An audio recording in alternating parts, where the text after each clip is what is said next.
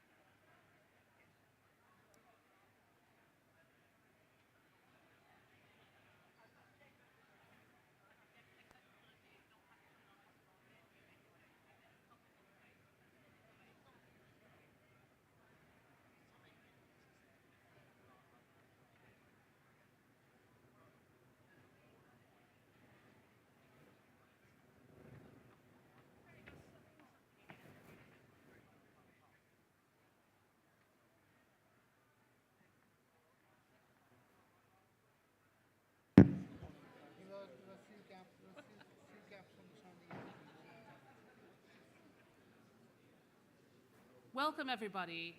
I note that it's 11 seconds past 2 p.m., so I apologize that we started late. Carol Franklin has advised me that not everybody has signed in for this meeting. You don't sign, you don't vote, so carry yourself off and get that signed while I do the housekeeping. Yeah. And I think we all want to have a vote, so get yourselves off there and get your papers signed.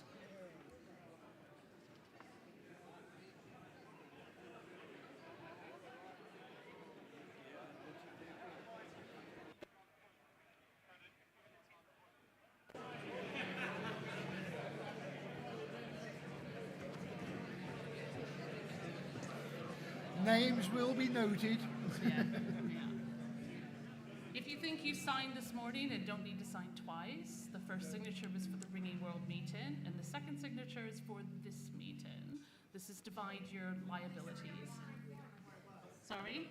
There's fresh sheets of paper that appeared at lunchtime for re-signing. It's on the table where the registration is. Off you pop.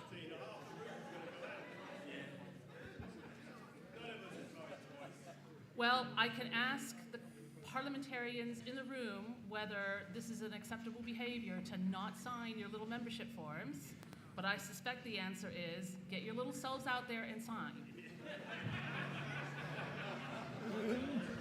Excuse me a minute.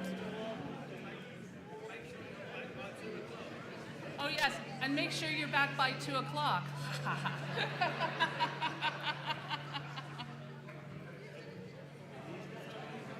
Oh my goodness.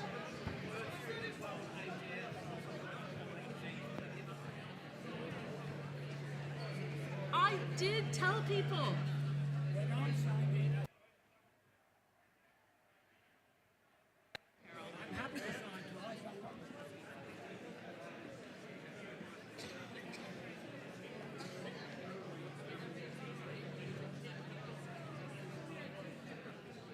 Yes, I remember that.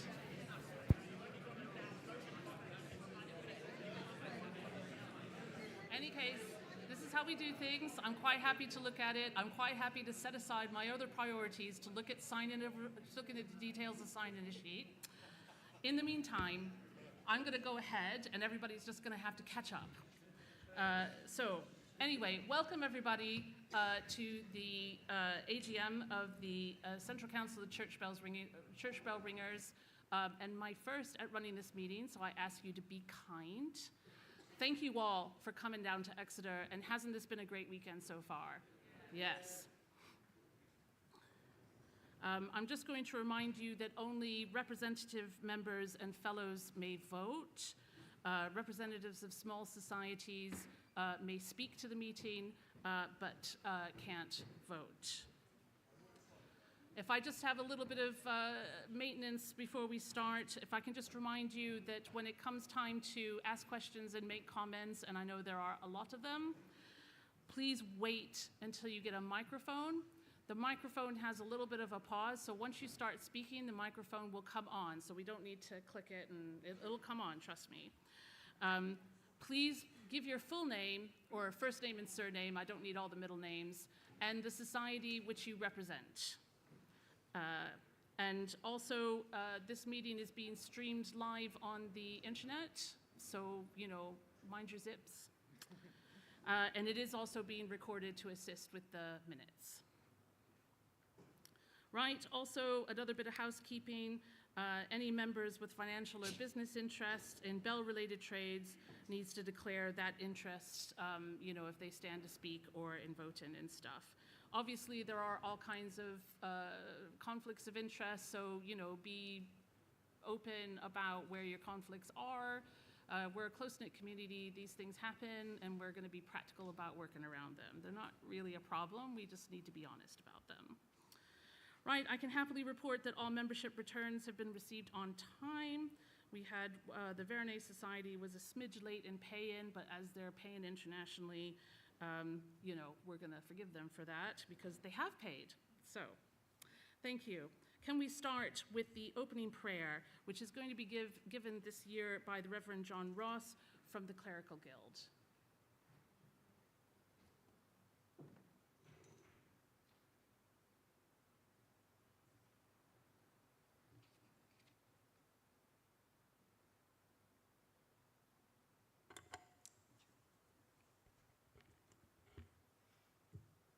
on behalf of us all, I'm going to offer 3 fairly short petitions. They won't take too much of a moment. I would just ask you to be quiet and to reflect and to regard them as best as you can or as you would wish to. Almighty God, our Heavenly Father, we ask your blessing upon this 127th annual meeting of the Council, blessing on its stewards, its trustees and the executive, and for all of us here as representative members of the Council's affiliated societies, serving in both territorial and non-territorial guilds and associations. Please help us all to work together for the furtherance and the advancement of our art and in the service of your church too. And we give thanks for all those who have been willing and able to prosper the tasks befalling the Council's work groups directed towards a sustainable future for the ringing exercise. We also thank you for the work which goes into the production of the ringing world. And we ask all of this in Christ's name. Amen. Amen.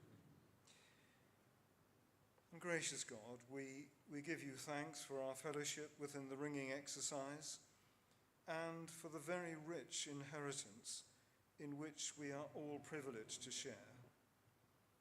We pray for ringers everywhere, young, not so young, the elderly amongst us, our steeple keepers, all who give service to this exercise. We ask your blessing upon all who hold positions of leadership and responsibility for ringing worldwide. And finally and thirdly, we ask that your peace and approval be with us this day. Give each of us in our different ways light to guide us and your love to unite us in true fellowship. Provide us with a determination which is steadfast in decision and enable us together to preserve and progress in our art, using to the full the gifts you have given to each of us here. May we learn to ring out the false and ring in the true, such that the gospel of Christ may be faithfully proclaimed, and the art of ringing remain a fitting instrument for your service. We ask all of this through Jesus Christ our Lord. Amen.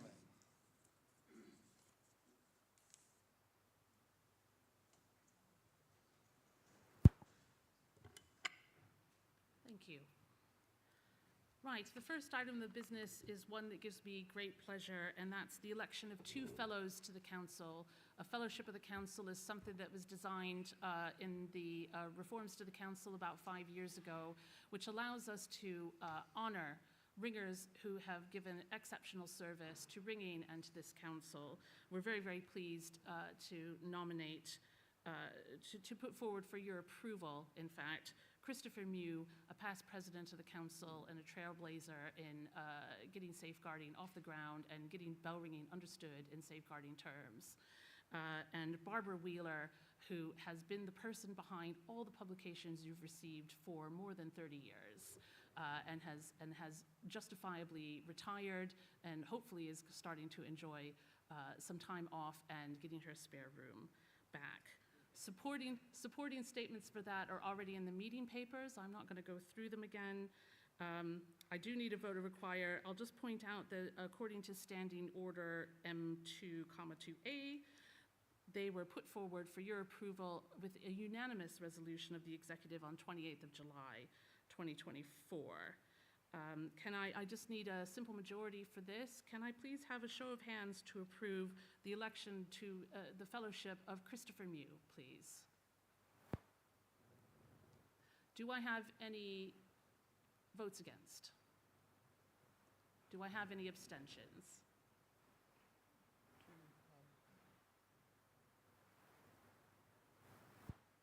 Thank you. And can I have your approval for the fellowship of Barbara Wheeler, please? Marvelous. Can I have any votes against? Nope. Any abstentions? 2. 3. I suppose we're all abstention as well. Right, I just have some certificates, please.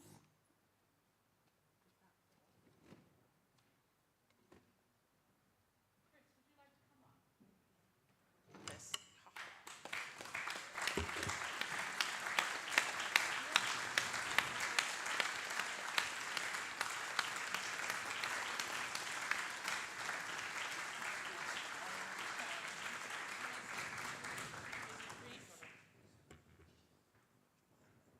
Is Barbara here? Yes.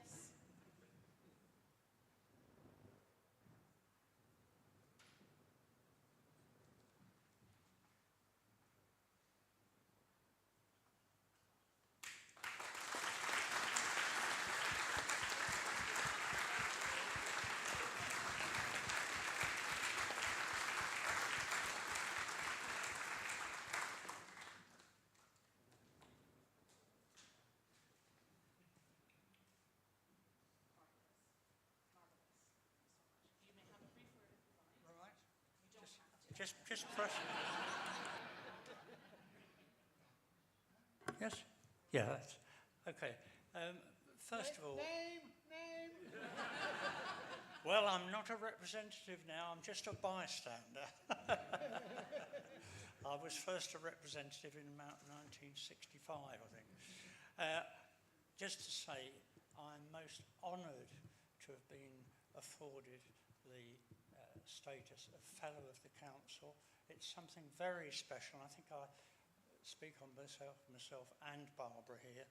There are only 2 others. There's relatively young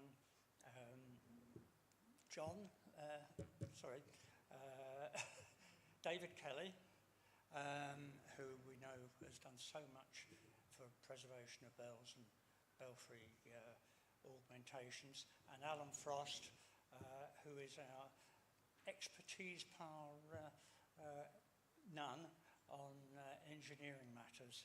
So I feel it's a great honour, and I'd like to thank you all very much. Many of you will have seen me from years gone by. I don't do much ringing now because of age and health, but I still keep a close watch on what you're all up to. And you may have seen me at the art conference at Harbury or at the recent youth competition in London. It's wonderful the work you're all still doing. People do appreciate it. And thank you very much again, and on behalf of Barbara as well, for the great honour that you've given us today.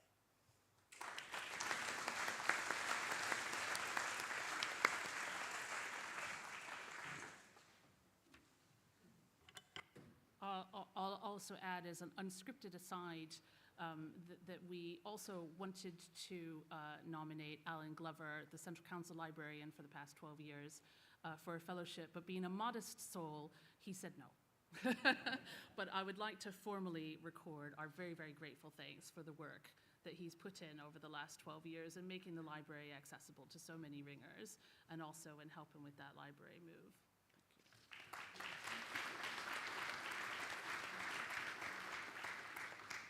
Right, next is Ernie has an application to affiliate. We have received, Yes. we have received no applications to affiliate as normal societies. We have received and processed 1 application to affiliate as a small society from the Open University Society, and they will officially join the council on the 2nd of October unless I hear anybody has any objections. Thank you. Do we have any other changes to affiliation, We do. Ernie? Hang on.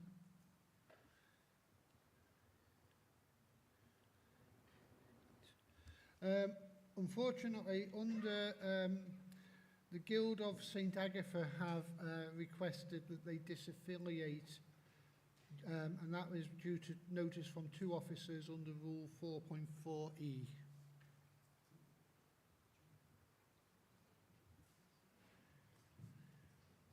Right. Now, we have another pleasant duty, which is to welcome the new members to the council. We have a list on the screen. I have identified from our membership database, I hope I've identified all the new members. Don't intend to read through them, but if they would just like to stand up if they're here. There's the first screen. And there's the second screen. If I've missed anybody out, will they let me know? Stand up, please. Yes. Right. Welcome very much. I hope you find it interesting and come and talk to us about what you can do to get more involved and learn more about what we're doing, because this meeting only just covers a small piece of all the activities that we do. I'm so pleased to see you here. Come and say hi at some point during the rest of the day. Thanks so very much.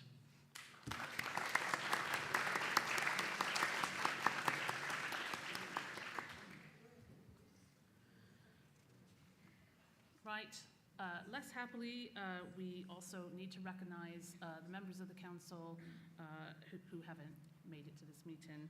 In memoriam, Ernie? No, first of all, sorry. apologies for absence. Oh, sorry. Yep, skip that one over. Nobody's absent. Right. Apologies for absence needed to be provided in advance. Again, I have a list on the screen. I have been notified so far of 25 apologies for absence.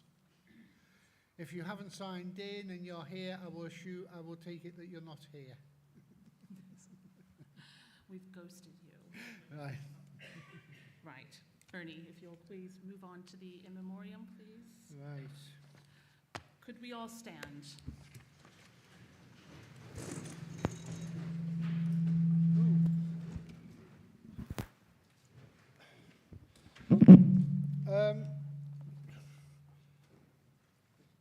During the following council members died after the report for 2023 was compiled.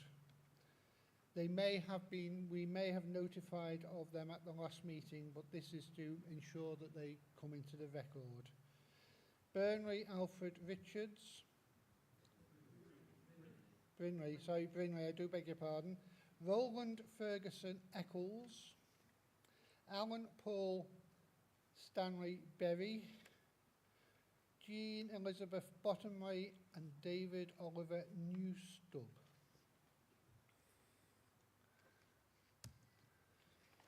The following council members have died since the... Can we ensure that our phones are switched off, please? The following council members have died after the 2023 council meeting. James Linley. Lionel, I do beg your pardon, I'm going to struggle with this one. Giancarlo Tomasi. Wendy Pierce, Nee Phillips. Peter Appleby Trotman. Reverend David Leslie Crawley.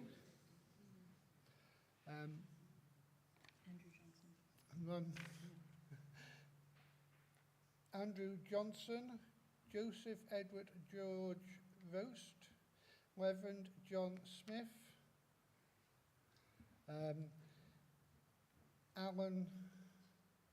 Reverend Giles Christopher Gailey, Gary Stephen Barr, Donald A. Trumper, John Robert Main, Hans Rashbrook, Alan Robert Bentley, Robert Christopher Kippin. And the following members have been notified to us since the paperwork went to print. Malcolm John Wadwick, Norman Richard Mattingly and David R. McLean. Rest eternal grant them, O Lord, and let light perpetual shine on them. Father in heaven, we thank you because you have made us in your own image and gave us gifts in mind, body, and spirit. We thank you for our ringing brothers and sisters who have departed this life and for what they have all meant to us. As we honor their memory, make us more aware that you are the one from whom all good gifts come, including the gift of eternal life, through Jesus Christ our Lord. Amen. Thank you.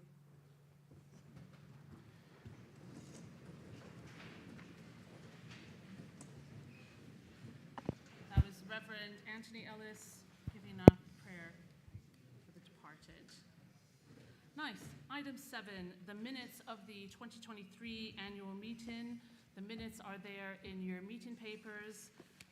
I'm just going to formally ask if there are any further corrections. We have asked for corrections beforehand, but I haven't received any other corrections. Are there any other corrections to the meeting minutes? Excellent. Right, do I have the agreement of the meeting to sign and date the minutes? Show of hands. Thank you. Where do I sign? Anywhere on the bottom. Thanks. Date, please. 7.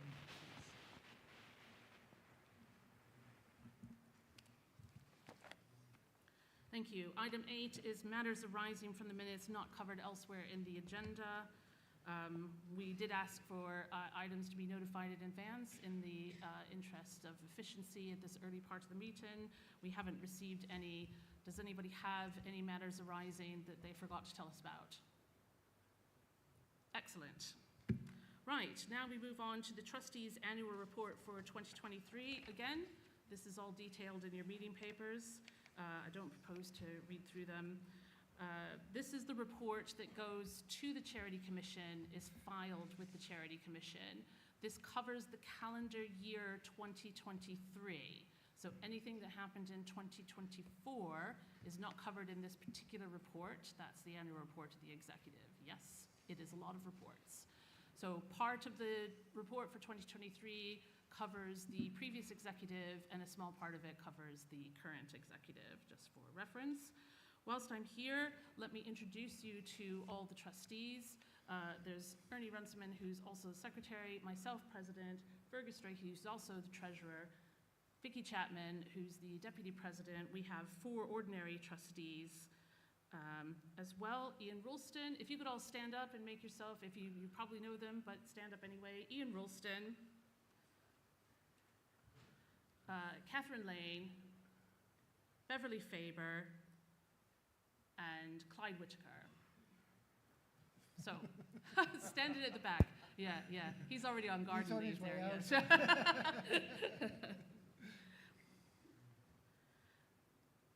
Thank you very much. Do I need to? I need to tell you about the change of membership. Right, we have a change of membership as part of this annual report before we can accept it. This is the status of the membership as of the end of August.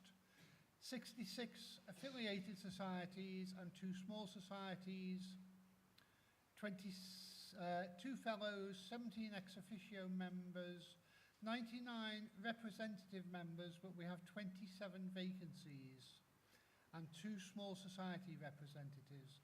So that makes a possible membership of 220, but taking the vacancies into account, we have an actual membership of 193.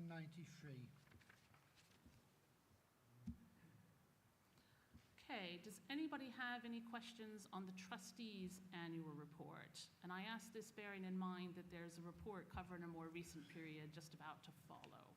Does anybody have any questions on the trustees' annual report? Nope. Okay, can I propose that the members receive and adopt the annual trustees' report? Can I have a seconder for that? Alan Frost? Thank you. Can I have a show of hands as whether you're happy for that to go forward? Brilliant. Do I need to get? Yes, Yes. Can I have anybody against? And any abstentions? 1, 1, 2, 2. plus me and Vicky. Thank you. That's adopted. Right. Now, as also part of the submission to the Charity Commission, we have the accounts for 2023. Again, that is covering the calendar year 2023. These accounts were approved by the trustees on the 28th of July, and I'm going to turn over to Fergus to present, but the accounts are in the meeting papers, are they not? So, highlights, please. Yeah, if you refer to page 17 in the meeting papers, we have received the independent examiner's report and no material issues were found. Duncan Walker and Tim Payne acted as our independent examiners, and our thanks go to them. Thanks also go to Beryl Norris Publications, Ian Self Library for their contributions, and John Harrison for his work in distributing and collecting donations for the recruitment leaflets. The total assets as at 31st of December 23 were £419,257.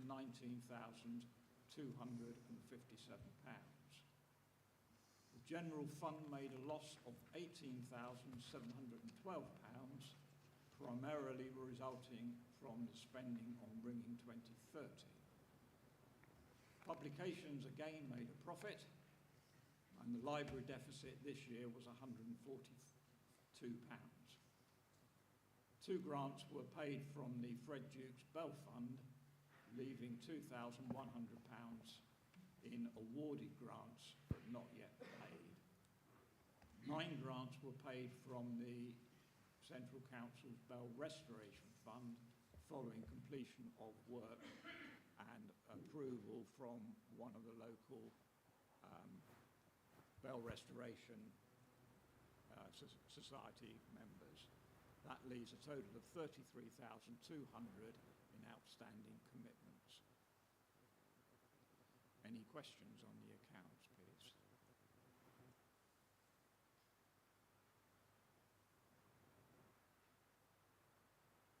If there are none, may I propose that the accounts are received and adopted?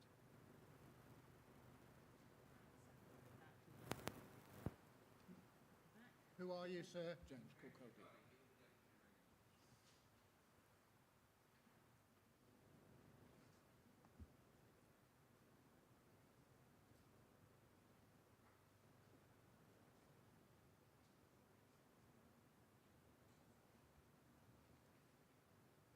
Right. Can I have a show of hands to receive and accept the accounts for 2023? Thank you. Do I have any against? Nope. Do I have any abstentions? Hold your hands up high. This is a really steep room. Any abstentions? No. Right. Thank you very much. We now come to the annual report of the executive and work groups for 2023 through to May 2024, although really we've kind of slipped into July 2024. So the report's pretty recent. This morning you had the opportunity to hear a brief update to augment the already existing reports that are in there. I'll just sort of note that the meeting papers include the old work groups because those were the work groups that were in place at the point that the report was produced. So we don't have reports from the new work groups this year. That will come in next year. Regardless, can I please ask our new and current work group leads to stand up and be recognized by the main meeting: Andrea Haynes, Mark Ogden, Martin Bristow, John Lagden, Alison Hodge, and Chris Ridley. Alison and Chris are both retiring this year, so let's give them a big round of applause for their service.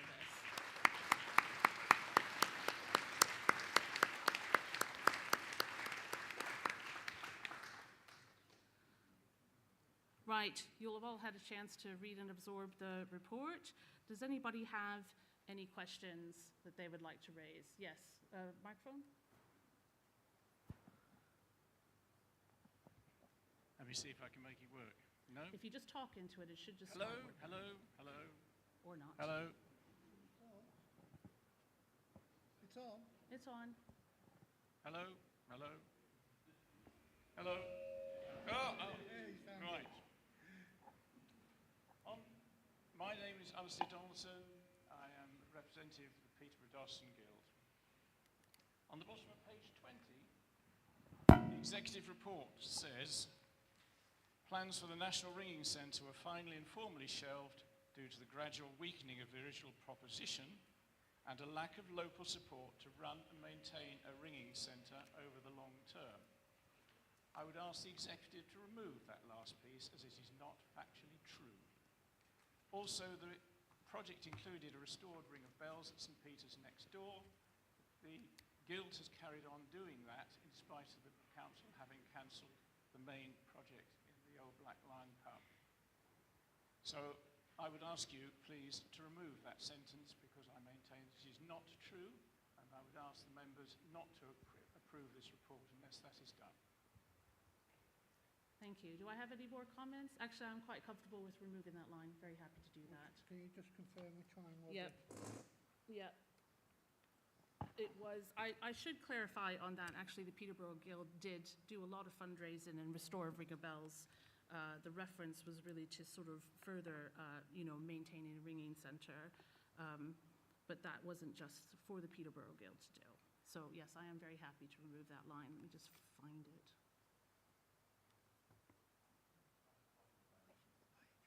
This page. Yep. Right at the bottom. So in other words, starting and a lack of local support to run and maintain a ringing centre over the long term. That's right. So we finished We have this. strongly supported this project from the very beginning, and that is not factually correct. Yes. Okay, I'm happy to do that. So we want to put a full I would stop. like to say a lot more about this, and I gather that you might like to do it at another point. No, I think this is an appropriate time to do that. Go for it. Okay? We wrote to the executive in June to express our concern at how the Old Black Lion project had been handled. You replied in August apologising for the lack of communication about the project and the way the project was halted. The summary nature of this cancellation surprised and disappointed both the other stakeholders, ourselves and the Church's Conservation Trust, neither of whom, as far as I can see, were involved in any reviews. Your response to our letter included a paragraph saying, in doing some reflection with both present and past members of the executive, including Simon Linford, it was acknowledged that the gradual way in which the project changed and the desire to keep it going made it difficult to identify exactly at what point this ceased to be a good project. However, part of project management is knowing when a project should be halted. Part of project management is exactly that, but it is also about holding regular independent reviews of a long-term project to ensure that corrective and preventative actions are identified and followed through, independent of the trustee tasked with leading that project. You noted further that red flags should have been raised a long time before that and were not. You stated that lessons had been learned from this and how well, excuse me. So I would ask, how will you ensure that a similar fate does not I'll try the other teeth later, does not befall a similar long-term project such as Ringing 2030?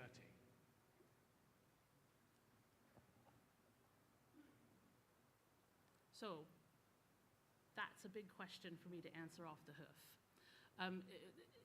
Is your question about how do we apply the lessons learned from the National Ringing Centre? Yes. Yes, it is. Well, I think we have to be aware of the lessons learned for that. And also, definitely, we have to think about how we're funding these things, which we are doing. And in terms of, lining up an understanding of where our money is going to come in from that. The closure, the decision to end that project was more complicated than the funding.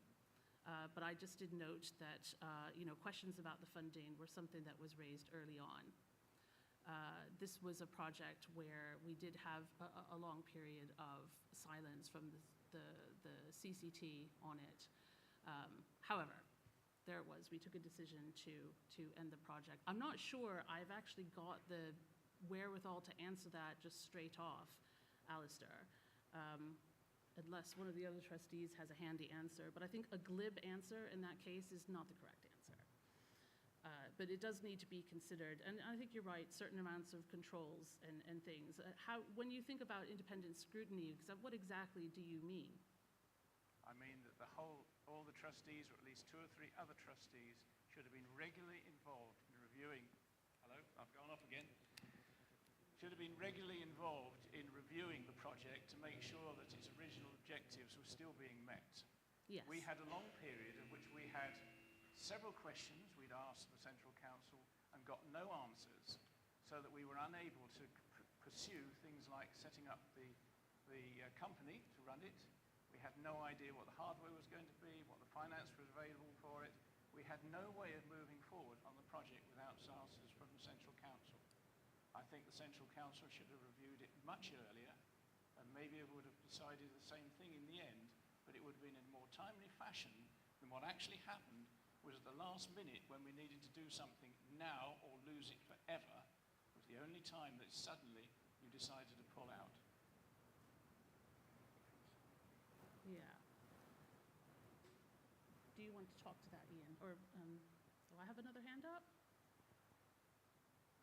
Right at the back. Right at the back. Will.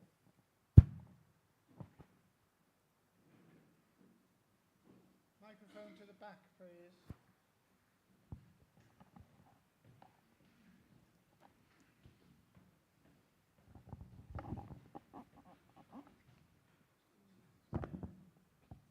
Will Bosworth, Ringing World. I'm a relatively well-informed member of the ringing community, but I didn't know much of what Alistair was talking about, and I'm not sure exactly what Tina is referring to often. Can I ask for a little bit more summary on what's been going on, but more profitably, can I ask for a bit more thought to summarise events as the meeting progresses, so that new members know what's being talked about, please? Yes, thank you. Can you just pass the microphone one person to your... Yes, can I just, I'm just inviting Simon Linford to speak to this. He was very involved in the project. Can I just note that Simon is no longer an ex officio member of the council, but as somebody who was very, very involved in the project from the beginning, I think he's actually best placed to answer some of these questions. Are you happy that he speaks? Thank you. Thank you, President and members. Yes, certainly if you read my blogs, you'd know about the National Ringing Centre or the NARC. It was an idea that came fairly early of my period as president, and partly from a good relationship I had with Peter Ayres, the former chief executive of the Churches Conservation Trust, and we brainstormed this idea, and he had this building. And we just thought how its use could be a national ringing centre. And at the time, the potential was very great. And you may know it was also a pub. So they'd bought a pub next to the church. And there was the potential for creating something, and they were even going to name it the Ring of Bells at that point. And they were going to convert the church and put a floor over the pews so that it could hold big dinners. There was a big room that could hold meetings of up to 80 people. There was a potential to move the Central Council Library there. We talked about moving the offices of the Ringing World there. Publications could have been held there, as well as this barn in the backyard, which they didn't really know what to do with, and we thought we could put a ringing centre in there. And it really could have been a national ringing centre, a destination, and working with Chris Fitzgerald, who was the sort of appointed local from the Peterborough Guild, worked on a business plan, and we had a case. And maybe, to be fair, it wasn't shared that widely, but I probably did keep quite a few things close to my chest just because I wasn't sure they were definitely going to happen. So I didn't share them too widely in case they failed. And that's something I've learned from my business life, I guess. So this did trundle along in the background, but it was very difficult because of how the Churches Conservation Trust changed over time. And I do recognise the support that the Peterborough Guild gave, and Chris in particular. But the the CCT changed partly through COVID and their funding, and they became slightly more commercial as time went on. And gradually, bits of this plan disappeared. They didn't have the plan of being able to hold dinners. The meeting room became one for 30, not 70. And lots of bits, and the library couldn't really be found a home and found another home. And gradually, it just got chipped away to the point that it really would have just been the ringing centre in the barn and not really worthy of the title National Ringing Centre. And it was done, and possibly not, it is probably true that not enough information was shared. As it sort of fell apart. Well, I wouldn't criticise the executive for the decision to finally decide that it wasn't a good idea. I think I'd come to that conclusion myself, and maybe it's the communication that was our failure. Yeah, Ian Ralston next. Is it going to work? Is it going to work in time? Yep. It is going to work in time. Ian Ralston, Cumberland Youths.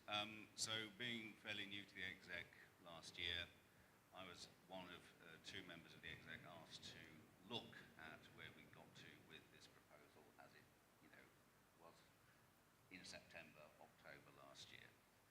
And as Simon has already said, on reading it through carefully, looking at the original aspirations and what was on the table nearly 12 months ago as a project going forward, first and foremost, as a trustee, I could not lend my support to it going forward. Because, as Simon said, I think the simple way of summarising it, it had gone from National Ringing Centre to a ringing centre, which we acknowledge a huge amount of effort have been put into. I can't comment on the other points that have been made about communication, but I think rest assured we will heed this.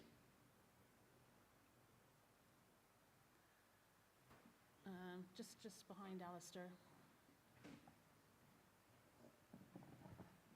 Simon Dixon, Peterborough Guild. I think in our review as a guild executive, we totally agree with the final decision that the project was not what it was.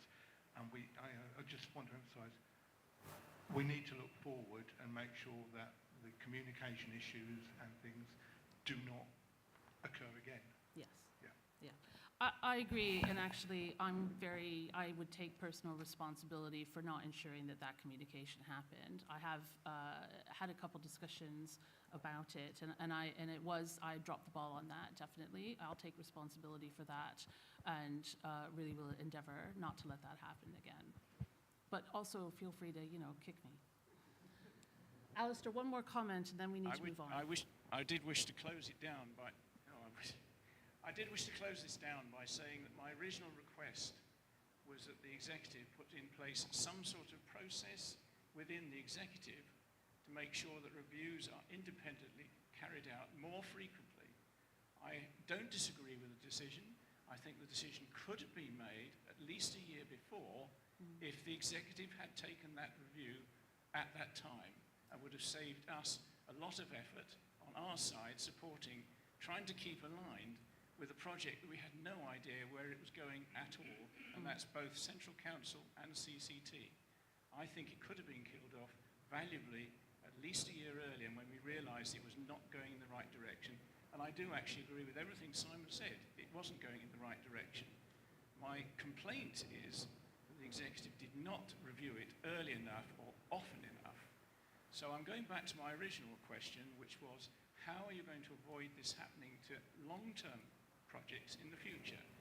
Because there should be a different way of managing long-term projects that ensures both continuity within the executive as well as regular reviews of corrective and preventative actions in a timely fashion.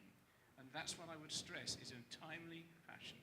I will leave it at that point. Thank you, Tina. Okay, thank you, Alistair. Actually, those are very, very good points. Thank you, and we'll take it forward at the next executive.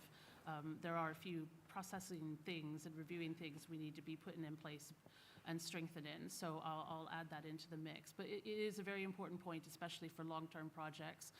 The council has often been designed to work year to year, and we're doing some learning on how to manage that over a longer period of time. So thank you very much. Do we have any other comments or questions on the annual report to the executive? Everybody's saving their powder for later. Yes, yes. Oh, sorry, Alison. Are you including the work group reports at Yes. this stage? Yes, I am. Alison Hodge, Worcester and Districts Association. If we look at page 30, there's the publication stock lists. There's columns headed stock, deliveries and sales up to. The columns in particular I'm looking at, the sales up to a certain date. But it's very confusing. When are they from, as well as where they are heading to, please? The columns don't make sense when they're just saying sales up to a certain date. Do I have anybody from the previous publication committee that can answer it? I actually don't have an answer for that. There's Barbara. Barbara, microphone there, please. Yeah. I can answer this, but it's not my. For some reason, the latest figures have been given to 30th as 4. They should be to the 30th of April, yeah. It should have just been up to December. This Oh. is a report for 2023. Yes. So the figures that are most relevant are the ones up to December 2023. Well, they are already included in another column. Apparently. The middle Yes. column of the 5 is the Yeah. sales to December 23. You can either assume that the last column is not there, or you can use it to see what happened at the beginning of this year.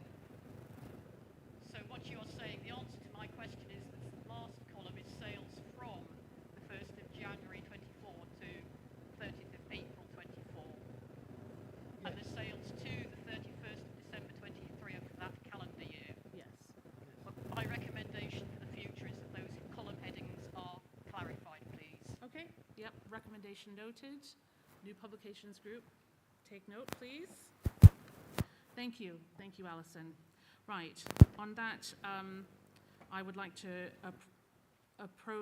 propose the adoption of the report. Can I have a seconder for that, Don't please? need one, you're chairman. Oh, right, I'm okay. I'm in charge, right. Can I have a show of hands to approve, please? Thank you. Have I got against? Any abstentions? One. Just one. Just one. Yeah. Thank you. I've got them here. I knew there's a reason I wanted my computer on me, but yes, Right. you can move it forward, Right. please. That one. Yeah, I do. Right. Before we get to the financial update for 2024 and for 25, it's my pleasure to present the forward plan for 2025. And for this, I want to remind you of the Ringing 2030 initiative that was introduced last year after a year-long effort at creating a strategy where the goal was to increase the number of ringers that we have. So this is based on 3 concepts, which is up on the slide. Those of you who were here last year will find this familiar. We want more people learning to ring. We want to teach them well and support their development. And we want to put a quality environment around them so that they enjoy the activity that we're doing. That's the physical environment, but also, the leadership environment, the safeguarding environment, so that people feel safe and welcome and included. Next slide, please, Ernie. Thanks. So this was consolidated down into 3 pillars. We have a publicity and marketing pillar, which is about raising awareness of the art of bell ringing and promoting it to help drive new recruits. But the first part of this pillar is raising awareness. So we need to make bell ringing more known in the world and the communities that surround us, so we're not actually the hidden art that we are. And that makes a difference not only to recruiting new people, but in making us more of a group that needs to be talked to and contended with on issues that can threaten us, like overly zealous safeguarding, financial implications in the building where the bells are that we don't own. The second part is recruitment and development, which is really encouraging local and regional structures to recruit potential new ringers, attract lapsed ringers, and ensure that their expectations are met in the best way possible. We know a lot of associations are struggling with the weight of recruits and not having enough teachers. This is a problem we need to solve together. I can't have a magic wand, but I can try and throw money at it, if you'll let me. Quality environments, so that's teachers, teaching structures, leadership, bell installations, you can read. Those are the three pillars of Ringing 2030. The forward plan involves bringing forward a bit more of that project. What we've done in this year, a lot of it has been the very substantial reorganization of work groups, which was made possible by the earlier reorganization of the council into work groups. That makes this a more agile organization. We've been able to create work groups to match these pillars and to meet the underlying demands of them, and also to bring focus on young ringers, which is a particular focus of Ringing 2030 with its own special work group. And you heard from those work groups this morning. We'll be hearing more from them as they go on. So we've had a lot of getting our feet under the table. But let's have a look in detail about what our plans are for next year. So for Pillar 1, this is a very high-level plan. This is not everything we're going to do, but this is a very high-level plan. Let me just point out the things that we did do on marketing. We finished the branding, research, and vision document. That document is available to read online. It has 40 pages of recommendations for how to reach people with the positive message about bell ringing. We're not just trying to put social media on the Facebook Bell Ringers group. Okay, we need to actually insert that social media with other influencers, get out there a bit wired, get out to wider audiences. Virtual reality tower tours was definitely a suggestion. Getting into events with young people, scouting events, and that's one of our priorities. Along with that, we built the branding collateral, not quite enough of which is here, but due to actually it being in use elsewhere. But some of you will have come up and seen the t-shirts. You've seen the article in the Ringing World. Please do come and ask me about it. This material is available for associations to use on Brandon, and very, very shortly we'll have a merchandising portal available for people to be able to order ready-made pull-up banners to help with events. We also are planning on building up our own library of banners. We've so far done 1 feather banner and 2 pull-up banners to trial them, and we need to increase that. We've had a trial run of that branding at the Essex Scout and Guide Jamboree, and then we also had a trial of the school lesson plans that Andrea was discussing this morning. So the key focuses on this pillar are bringing bell ringing to more events. Now we're working up, the marketing work group is working up a playbook of events that we can use to repeat. We have a pool of volunteers who are willing to help out with this. We've got a good partnership with the Mobile Belfry Trust, and that was something that really worked. The penetration on these events to just give people the experience of bell ringing was really, really effective. We think this is a really, really good way to get the word out, especially with a mobile belfry so they can have a go. But the branding helped that to stand out at the scouting event. So we want a program of more events. That requires some cooperation with local associations. One of the biggest lessons we learned is that we can't just do this top down. We need participation from local associations to support that, but it's definitely something we do in partnership. The Essex Jamboree was in partnership with the Mobile Belfry Trust, with ART, and with the Essex Association and ourselves. And for having a first go at something, it was a wild success. So more of that. I'll just add, we did that pretty cheaply. We spent about £1,500 supporting that event.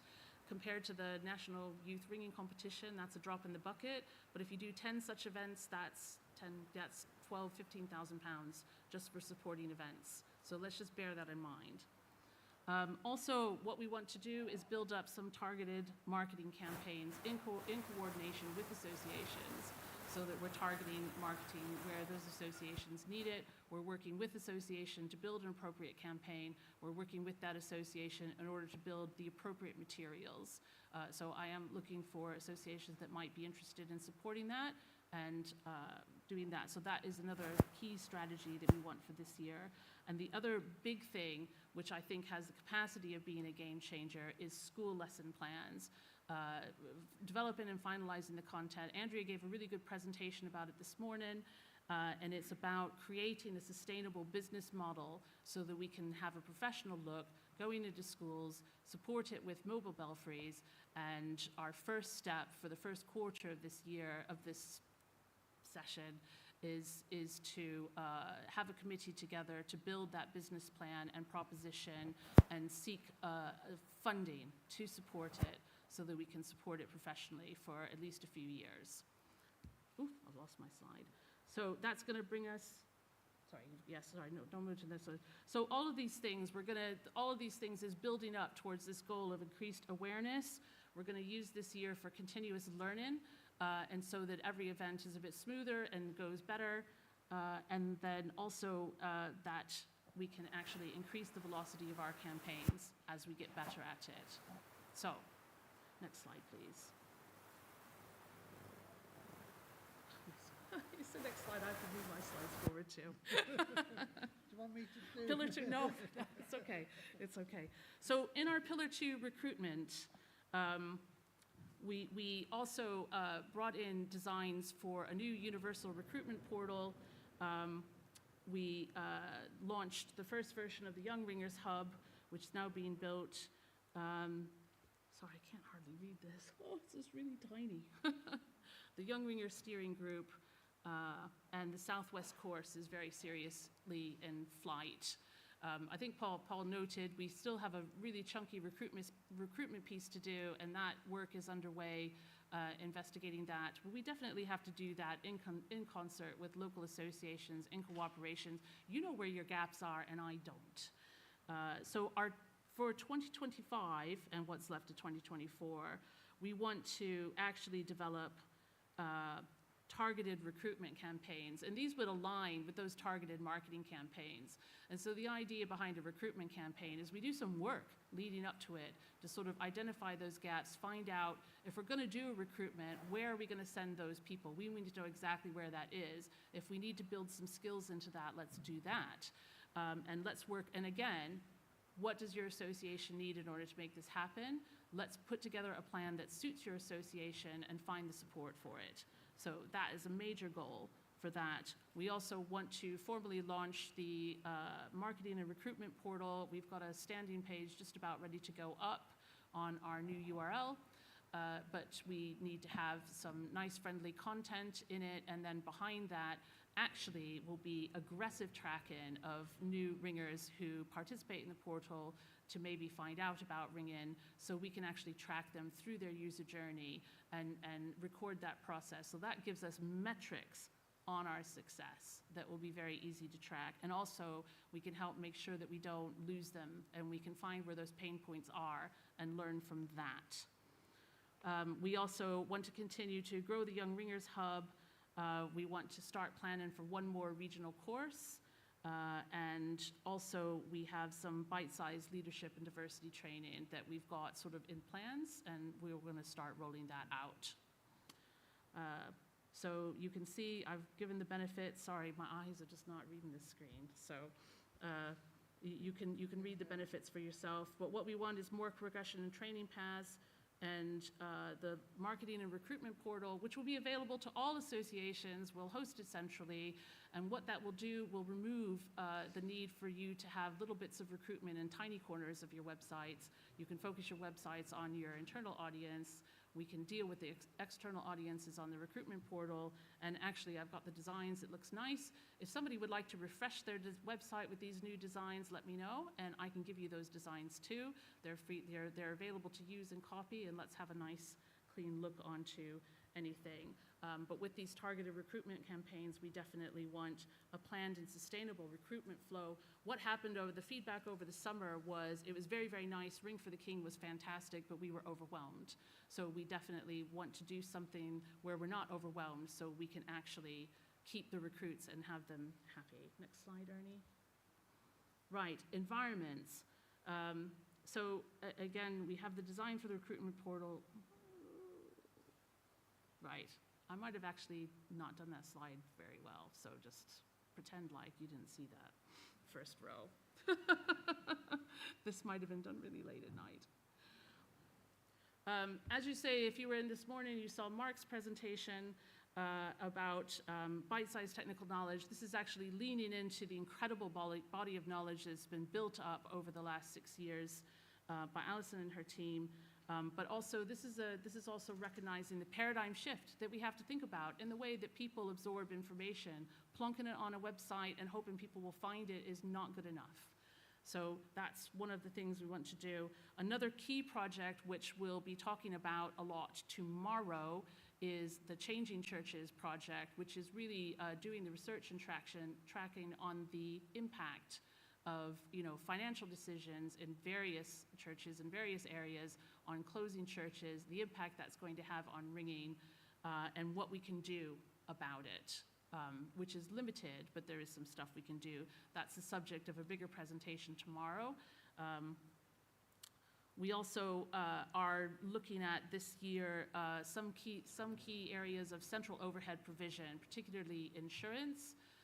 If we can do some mass savings with the central insurance policies that associations can buy into, that might save us some money. It could reduce redundancies in insurance, and I think nobody will complain if we can save you some money. Also, what we want to look at is a membership system, again, that we can buy in at scale. A lot of associations are using Member Mojo or other paying for other membership platforms. If we can do something at scale so that associations can buy in at a slightly discounted price but still have the convenience of that automated membership, we can count the members, and if we can put that together and put in an offer, again, an opportunity to save money. The financial conference is still on the table, and we want that to happen this year. And the thing about professional engagement, Mark talked about this morning in terms of how we communicate about Ring into professionals, which is still being thought about. So in this, what we have is a broader awareness of our knowledge and expertise, preserving the places where we ring, which is important. We can do all the marketing in the world. If we've got nowhere to ring, we're still stuffed. And also, we're looking to reduce cost and administration to associations, so you're more free to do recruitment and training activities and all the ringing activities that you actually want to do. And also that other agencies recognize us as a point of expertise.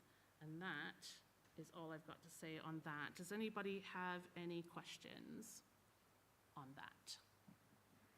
Or have I stunned you into silence? At the back of the room, please.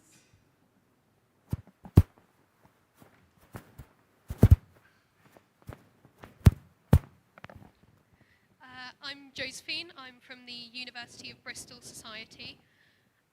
In part of your third pillar in environment, you talk about safeguarding, but I haven't seen any plans to sort of nationalise and take steps to nationalising safeguarding. I spend a lot of time with a lot of young ringers, and multiple of them have come to me saying that they have safeguarding issues in their region. And then ringers move away, they go to university, they go to college, and the information isn't passed on, and then issues repeat themselves. So do you have any sort of plans for making that information accessible for people who need to know? Do you mean in terms of being aware of people that require safeguarding against? And for. So in my experience, a lot of young ringers have autism, they have mental health issues, I have anxiety, which is why my voice is shaking a lot, and going to university and having a space where you can share those issues and have support and protection, but also when there are young ringers who have had problems in the past, that university society then being aware of it, or, you know, when they move out of university and somewhere else, them being aware of it would be really helpful. Thank you. That's very helpful, and thank you for being brave and standing up and talking. Those are some very, very thoughtful suggestions. In terms of the safeguarding, we have to be careful what kind of information we pass on. That has to go from safeguarding officer to safeguarding officer, because there's obvious issues of confidentiality. But I think you've also touched on issues of inclusion and accepting of diversity. And actually, Andrea is already starting to do some work on this. She was just telling me about it in the pub last night. Do you want to expand on that at all?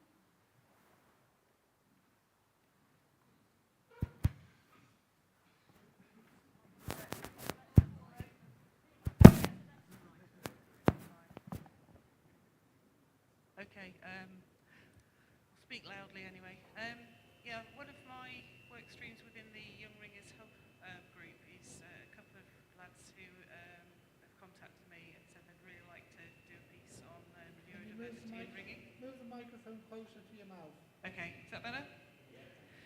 Yeah, so we're going to be doing a piece on neurodiversity in ringing, which will be accessible via the Young Ringers Hub. We don't know what it's going to look like yet, but these particular guys have done a number of presentations and worked with other young people, and they're both under 30, in fact one's under 18, so it'll cover a broad group of ringers. So hopefully that'll be a good start, and at least it'll be some accessible information, particularly aimed at ringing leaders, so which will cover student groups as well, so hopefully that'll be useful.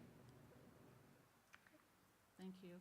I think your experiences would also be valuable, and thinking on that, I think there's some very good ideas in there. So find Andrea and have a chat. Thank you. At the back.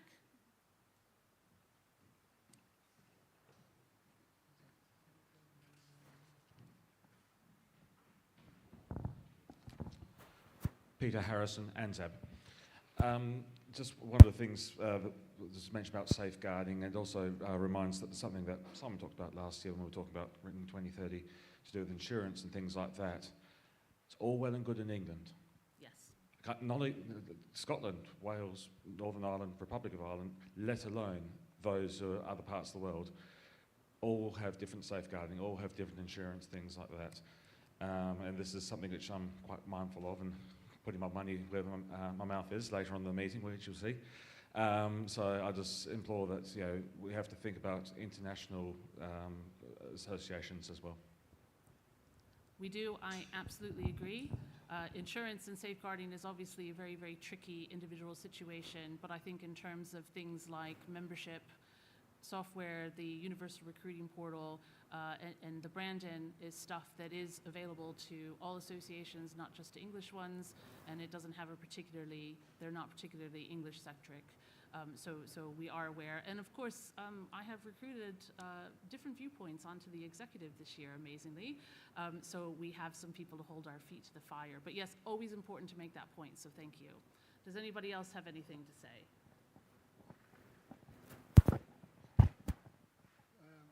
Hi. Sorry. Nick Elks, Peterborough Guild. Just briefly, on one slide you said something about financial conference or consultation. Can you just expand on that, please? What is it? Well, I could, but I don't have quite a good view of it yet. But what the idea behind that is to get representatives from associations together to talk about, where our money is, where it needs to go, what our pain points are, and actually come up with a plan that maybe we can look at how we fund Ring In together. There's actually quite a lot of money sitting around in various places. It might be doing good things, but not in all cases. And it is really just a chance to be able to have, ask any question and just see what we've got. Okay? I've got Jane and then Alison. Is that okay? And then I think we might... Order, I think. Okay. Do you think it would be possible to ask people if they could stand up? Then we could see the whites of their eyes when they're speaking. And it would also possibly be a relief for their sore bottoms. Yes. An excellent suggestion. Thank you very much. Alison. Alison Hodge, Worcester and Districts. I'm taking advantage of this thing again. Bearing in mind the comments from our Peterborough colleagues about planning and reviews, what was presented as plans on the screen just earlier on, Tina, would not have got me a tick in the box on my annual review if I'd have presented that as a plan at work. Sorry. Plans have your targets, your outcomes, the resources, the cash, the people and such like against them, at least at high level.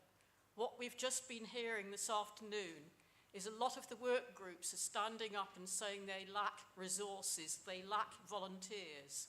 We have no professional staff who can be tasked in the way that we even used to try to task people at work when they were paid employees. So I think it's a duty for the exec, please, for us as reps, to outline very quickly and clearly what it is they wish to achieve, by when and how and with what resources and what gaps, so that we can go back to our associations. In a few minutes' time, I will be just a Worcester's rep. I might not even be that from the next AGM when I may not be re-elected. So please, can we have something clear? Then we might be able to help fill the holes. And then this time next year, if I'm still involved, we can perhaps see whether things have gone according to the plan and what we have not achieved and why. Thank you.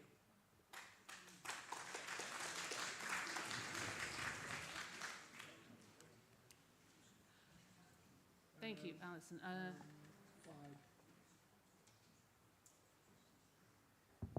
Clive Whittaker, Ordinary Trustee. Just a very quick point on safeguarding and support for people going to university. Could I just say that our two safeguarding officers, Simon Ridley and Emma Jarvis, have been very busy during the year. One of the things that they've been trying to do is to improve the tools available to help university and small societies on safeguarding matters. So there are a number of things. They have produced a template safeguarding policy for a small society or university society. It's kind of off the shelf. You can tweak it and adjust it as required. That's available. There's also the code for ringing that was developed towards the end of last year. And Simon Ridley has been quite hard at work in producing a number of template safeguarding agreements. Safeguarding agreements not only can be used in the case of people who are safeguarding risk, but they can also be used to help in cases where there is someone who is vulnerable, where a safeguarding agreement can actually help to set the boundaries and make clear what their special needs are and how people should behave and respond to those. So there is quite a lot of work. Please do, our colleague from Bristol, please do contact or email Simon Ridley or Emma Jarvis if there's any more work that the safeguarding officers can do in that area. But quite a lot of work has already been done this year, and I know that their intention is to try and do more. Thank you. Okay, I'm going to close the discussion on that now. Thank you very much for your feedback and input. We will be having more consultation events throughout the year to take deeper dives into some of these projects, including some of the detail that Alison has asked for. Should we take the... Yeah, okay, we're going to take one more item before we break for tea and comfort. And that'll be the financial update for 2024 and the outline general fund for 2025. Fergus? Thank you. Can we refer to page 24 of the meeting papers? There's currently 2 small societies which, as you've heard, are increasing to 3. The general fund this year is likely to be in surplus when we take our statutory or our, and another word for legal obligations, are taken into account. But when we take into account the spending on work groups ringing 2030, we're anticipating a deficit of about £2,000. The interest received this year has been higher than budgeted, and that is likely to be approximately £5,000.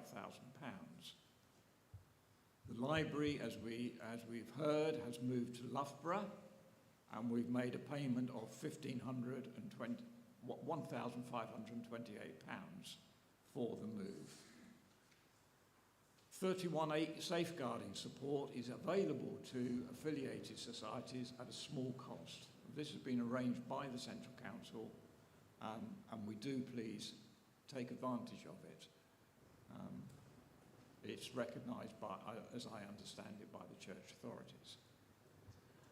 Payment to Yellow Yo-Yo for the continuing work on marketing this year has been £4,260, which brings a total amount which has been spent with them of £25,075. Banners and flags have been purchased with a new logo, and as you've just recently heard, the new merchandising platform is going. A batch of t-shirts with the new logos are available. We supported the Essex Scout Jamboree by paying for the touring tower, and we paid £350 for that successful event. Turning now to next year, and we refer to page 25, there is an outline budget which was made in June, which is being presented in a slightly different manner, hopefully will provide more clarity than had previously been.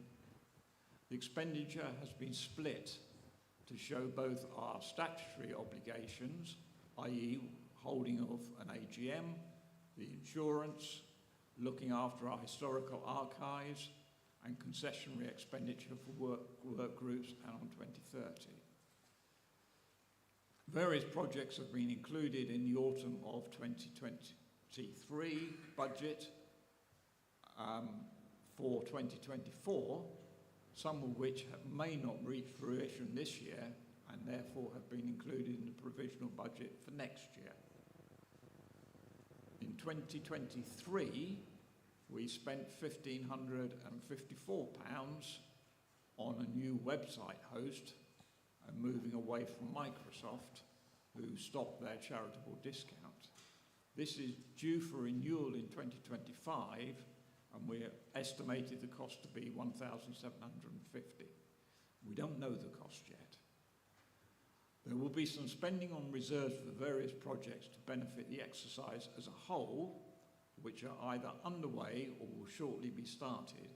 These include Ringing 2030, purchase of a new Rollers of Honours book, and we do thank those who have already made donations towards that.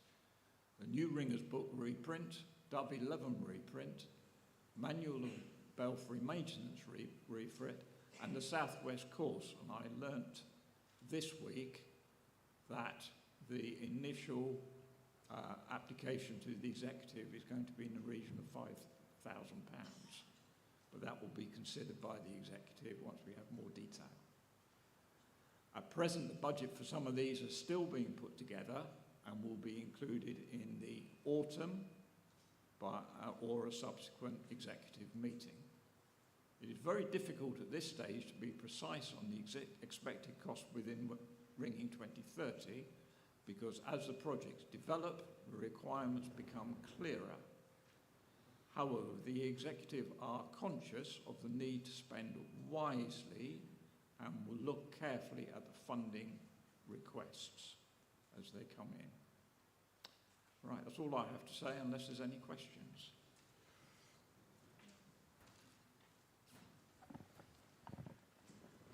Nick Elks. Yeah, go on, right. Okay. Is it working now? Okay. Right, Nick Elks, Peterborough Guild. So with Yellow Yo-Yo, we've spent £25,000 so far. Is that going to go on any further? And do the exec feel that we got value for money out of it? I can answer those questions.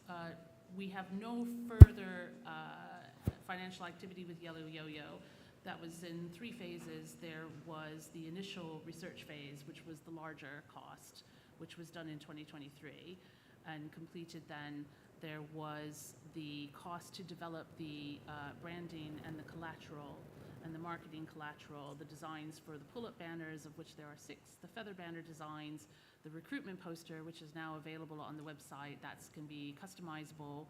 All of these things actually can be customizable for your own URL or with your own association. and the development of that resource, and the final £4,000 was for the website design for the recruitment portal, which is a website design that can be repurposed for other redesigns. So yes, I think it was excellent value for money. Any other questions? Oh, yes, sorry. I can just about stand up. Right. Alistair Donaldson, Peter Dawson Guild. Could you explain how the executive goes about authorising sums from £5,000 to £500,000? I think that the executive can do anything they like according to the rules, but a bit like our diocesan BRF, the steward has authority to spend small amounts of money throughout the year without coming back to the AGM, but large amounts need to come back to the AGM for approval. So things like 5k for the Southwest as maybe a loan in order to start the project is definitely one of those former. But I have a feeling that the Ringing 2030, and I have to support Alison wholeheartedly on what she just said, is a long-term project, and it can only increase in its commitment that the executive expected. I also note on the, I can't remember what it was now, one of the motions, a proposal to start employing somebody. That is a long-term commitment. It is not a short-term commitment, and that needs a lot of thought, and I would ask the executive to explain how they're doing that. Do you want to explain what our approval process is, please, Fergus? Primarily, I'm treasurer, spending up to £500. Anything above that has to go via the executive, which is done either via the next available meeting or via email. And we have to make sure that all executive members reply on the email. There is no upper limit to executive spending currently in rules as I understand it.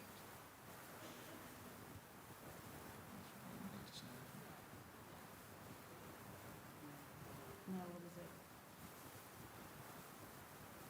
Sorry, Ernie's just looking at the rules.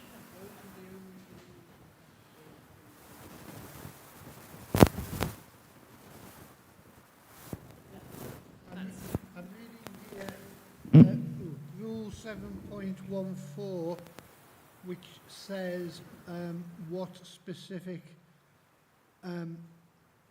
items need a motion at the council: to buy or sell lease property, to borrow money, to change the annual subscription, to acquire, merge, dispose of any trading subsidy or legal entity, to dispose of a mortgage of significant asset, to make decisions which reduce or replace the council's total assets by more than 30% of the value, or to create a new class of membership. Right, there you have it. The executive have the power to make decisions on as an executive.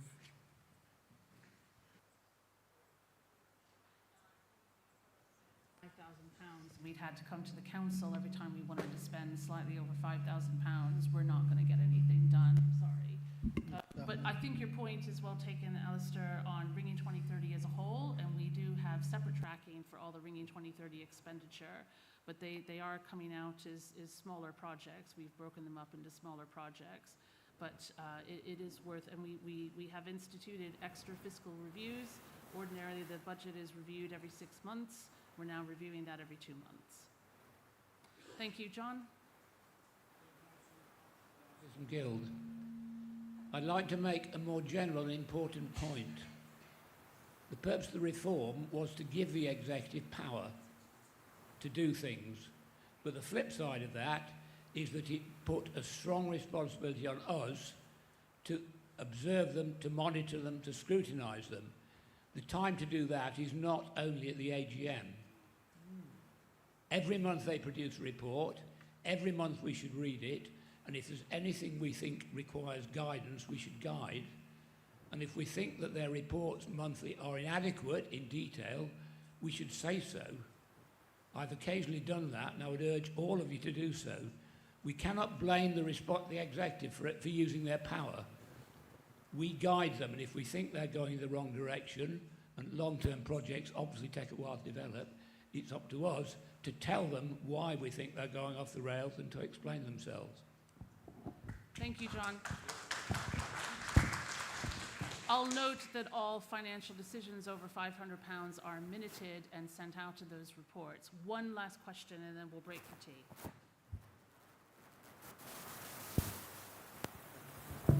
It's not so much a question. David Cocaldi, Sussex County Association. I strongly agree with what John Harrison has just said. We've heard some points raised this afternoon.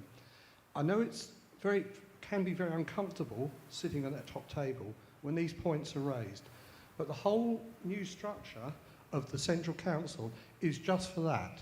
What I would ask, though, is that when people are going to ask these questions, they are done in advance, not for the wriggle room for the executive, but so they can actually come up with some proper answers and not have to, as Tina's unfortunately been put on the spot this afternoon, try to not waffle it, but to muddle our way through. It's not the way we should, but this is the way the council should be sitting. We shouldn't all be sitting here agreeing with everybody. The whole idea is to hold the executive to account.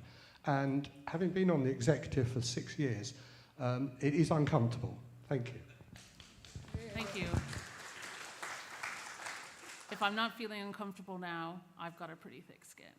But thank you, that's you doing your job, absolutely. At this point, let us break for tea and a comfort break. How much time? Sorry? 15 minutes? 15. Can we do this in 15 minutes? Can we meet back at 3, 4, thank you, 3:42.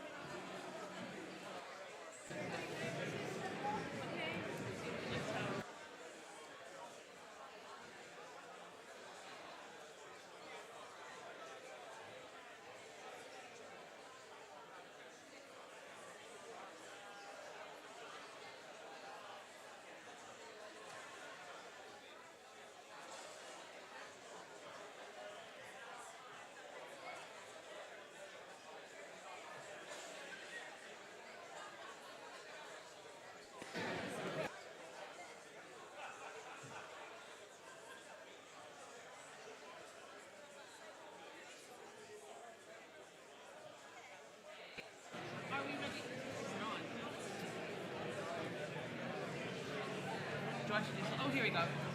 Right, are we ready to start, please? Because The parachute. we have dramatic events about to unfold. Sit down, put your seatbelts on, let's go.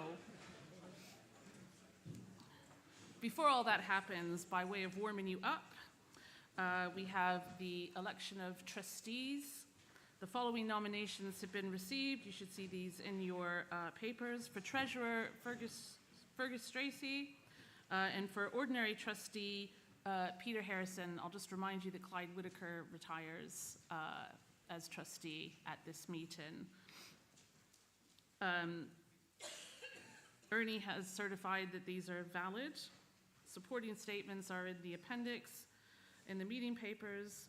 I have not received any other nominations, therefore I do not have to have an election, but I declare at this meeting that those trustees are duly elected and are now part of the executive after the end of this meeting. Thank you very much. Congratulations.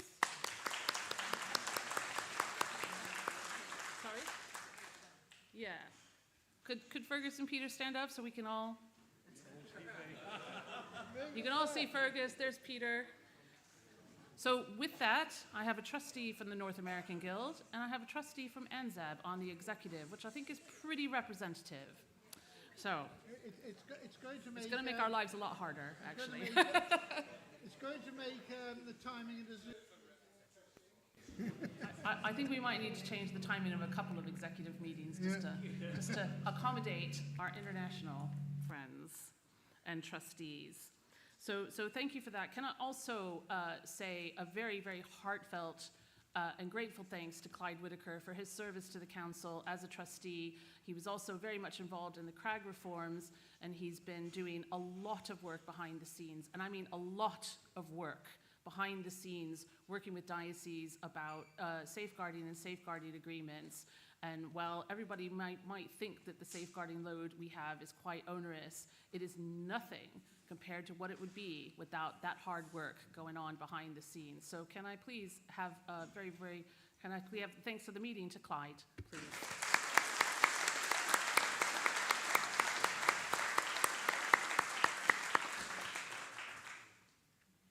Right, so we next move to the election of independent examiners. I can take nominations from the floor. Are you, yes? Duncan Walker is prepared to stand. Tim Payne has declined the invitation. Right. Do I need a proposer for Duncan? So I can't propose because I'm a non-exec. You can propose. Can I? Oh, all right, I will propose Duncan in that case. Yeah, exactly. Thank you. Do I have a seconder for Duncan Walker? Proposer. You need a proposer. Oh, right, sorry.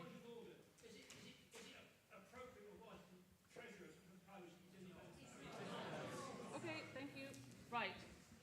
Do I have a proposal for Duncan Walker, who I must say has done absolutely amazing service this year and has offered us a lot of advice and is very, very helpful in helping us tighten up our financial controls and, has offered some more suggestions with this report, which we'll continue to work on. And so it's been really, really useful and helpful relationship. Fred? Fred Bowen, Essex Association, I'm happy to propose that. Right. Do I have a seconder? I think John might have had his hand up first. John Harrison. Yep. Thank you. Do I need to have a vote? No. Is there only one proposed?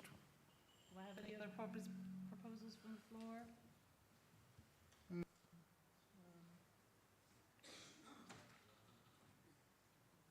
Note I've got here, if only one or two nominations, no election necessary. If more than two, paper ballot. Yes. So Right. We have one nomination. I declare Duncan Walker sentenced for another year for working with us. Yep. Thank you. Right, so let us move on to the motions. Don't get too excited yet. The first motion is fairly standard. So motion A, I'm going to turn this over to the proposer, Ernie, no, please. Clyde said he would speak. Oh, right, sorry, Clyde.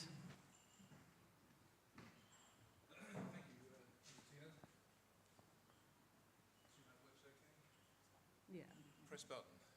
Does that work all right? Yep. Right. Well, Ernie's just asked me to say a few words in support of this motion, which I'm very happy to do. It's a very simple little motion. It's proposed to change the standing orders relating to the maximum length of service for stewards. Now, as you probably already know, the executive is empowered to make changes to the standing orders during the course of the year as needed. But in this case, because there is a sort of governance implication, it was felt appropriate just to bring this change to the attention of council members, just to make certain that the executive has their support in changing the standing orders. And the change is very simple. There is a maximum length of service for all senior roles in the council. That is by no means unusual. A lot of organisations have it. The Charity Commission require it. At the moment, for trustees and for workgroup leaders and stewards, it's 6 years. But the stewards' roles are rather special. They don't have significant management responsibility in terms of influencing the affairs of the council, but they are responsible for very significant council assets. The library, the rolls of honour, the Carter ringing machine. When a steward takes over the role, it often takes them quite a long time to get to know the asset that they've been entrusted with, in whose hands they've been asked to, I'll start again, you know what I'm saying, that they've been asked to look after. I'll try and keep my words to below 4 letters, and I might be able to pronounce them. So there is a sort of a fairly long time for a steward to get into a new role. They tend to stay in those roles for some time. They see mere presidents come and go, and mere deputy presidents as well. And in Alan Glover's case on the library, I noticed when Alan was elected in 2011, the minutes of the Hereford meeting that elected him said he had a term for 3 years. I think Mary Bow must have missed the 1 out in front of the 3 when she did the meeting notes, because it certainly was a great deal longer than that.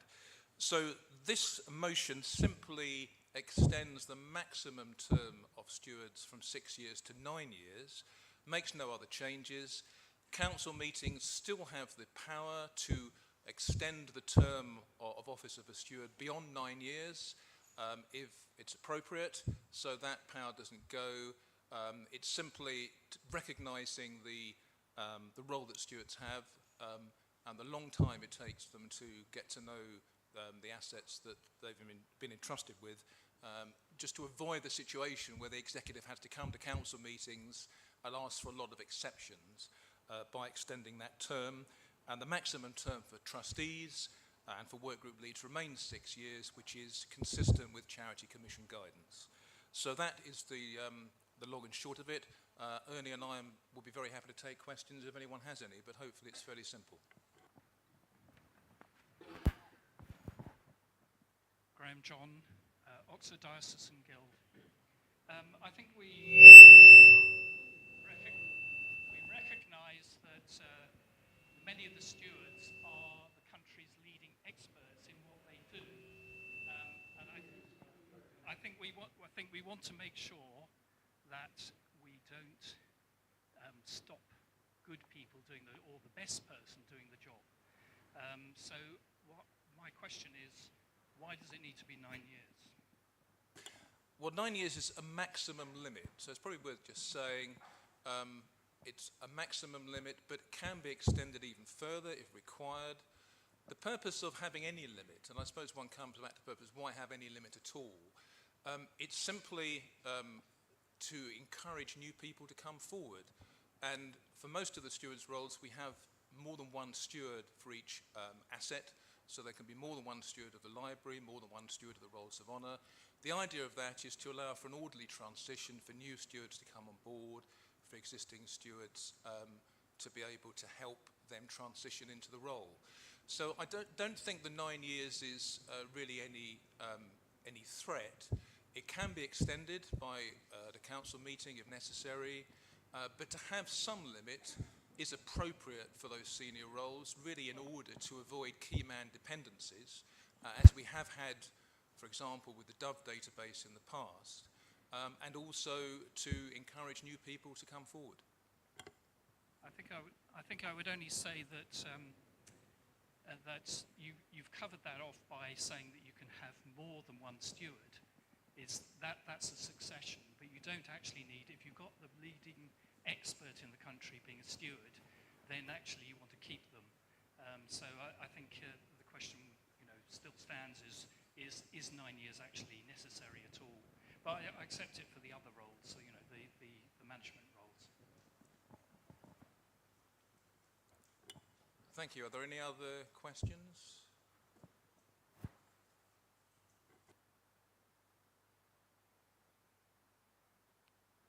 I just need a simple majority. I would like a simple majority. Please show of hands if you approve this motion, motion A. Can I please have hands up for anybody voting against? One. Two. Two against. Those three, I think. Okay. 3 against. Any abstentions? 1, 2. Hands right up, please. 1, 2, 3. 3. Okay. Thank you. Right, that motion has passed. Now for the moment you've all been waiting for. Right, motion B. Are you going to put that on the screen? Thank you. Motion B is up there on the screen. I know everybody's really excited about it because I have done nothing but talk about it for the last 48 hours. And in fact, for the last week, because we had a big consultation event on this motion on Sunday via Zoom, which was really, really interesting. Can I ask Paul or Ian to come and speak to this motion, and then we'll take questions.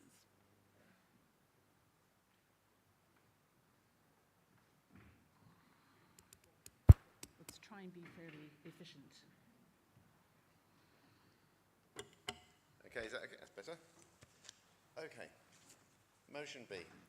You will have noticed it's in 4 parts, which are up there. Just to run through them clearly. Part 1 increases the subscription fee to 40 pence per member from the start of next year. Part 2 increases the affiliation fee per member to £1 from the start of 2026. And in producing this motion, we could have left it there. That's the meat of what we want to talk about. But in putting this motion together, I felt very strongly that it needed a quid pro quo. We can't just ask people for money with no reason why we need it. So items 3 and 4 are starting to put in place, and we've heard other discussions today, starting to put in place the business planning, I probably could have put it better, but the accounting for how much we're spending as a charity. Currently as a charity, we are spending something around about 85% or something like that, just looking after ourselves. We do not pass the front page of the Sun test.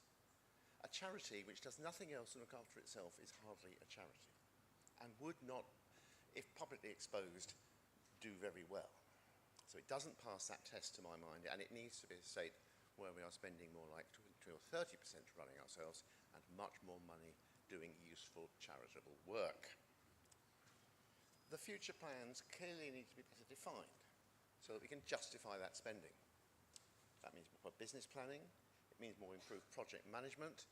It probably calls what those of us who worked on major projects would call proper through-life management plans, which would have accounted for what happened with the ringing centre in Nottingham. That sort of process needs to be brought into place. That is a more professional way of running the council. That in itself will require cost and money spent to make that happen. If you think a group of volunteers can produce all those good things which are very necessary on their own, please go away and think again, because I don't think they can. I think they're going to need some help, which means spending money. I used to be a naval officer. There are situations where you have to act quickly and do something about it, and not always guarantee that's the right answer, but it may be the best answer. So what we're asking you to do is to trust us in 2026, to start spending some money and see how it works out. There are no guarantees. The only guarantee that doing nothing is going to keep ringing going downhill where it is now being unable to deliver Project Ringing 2030. Doing nothing is not an option. Spending money is not a guarantee, but it's likely to improve things considerably, and it can be reviewed later, and the whole process can be reviewed later on as we go through. A question I've heard is, what does the Central Council do for us? I think we may have covered that one many times already. The answer is it does quite a lot. In the facilities it provides in terms of supporting Bellboard, supporting Dove, Tina's produced a whole list of the stuff it actually does. I don't think we're particularly good at communicating that to the grassroots members. So some grassroots members say, what is it? I never even heard of the Central Council. So there are issues to do with communications which need to be addressed. Equally, that takes resources. Okay, just one simple question, which I've been asked, that's what's the Central Council for? Well, that's easy. We have rules. It says what we're for. We have objects in the rules. They're the same objects that are written in the Trustees report, the Trustees report to the Charities Commission. They're very clear what they are. I did a self-marking exercise, which Tina said she quite appreciated, of how well we're doing as a council. And I marked us about 3 out of 10, and that very much included my own work group.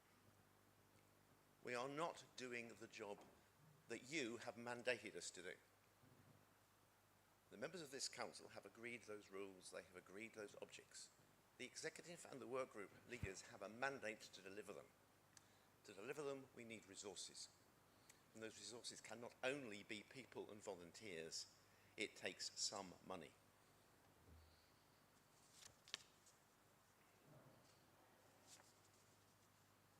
So I've told you about lack of resources. Actually, I've covered all that lot. So what do we want to spend the money on?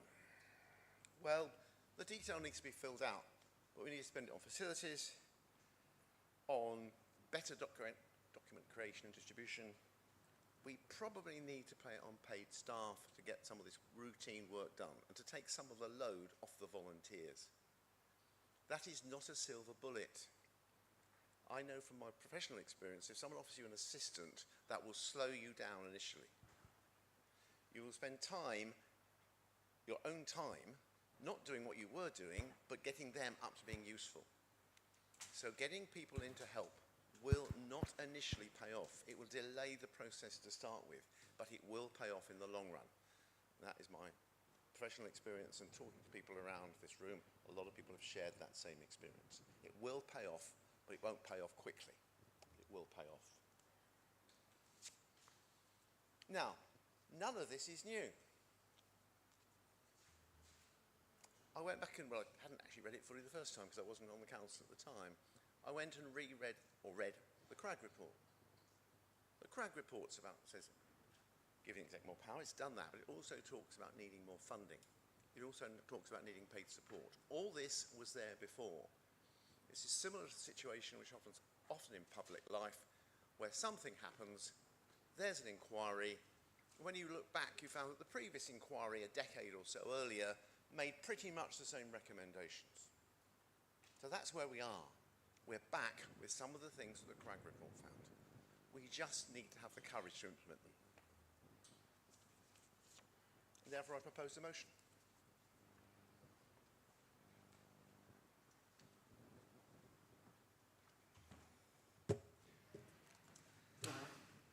So, thank you, Paul. In seconding this, I'd like to put forward some points.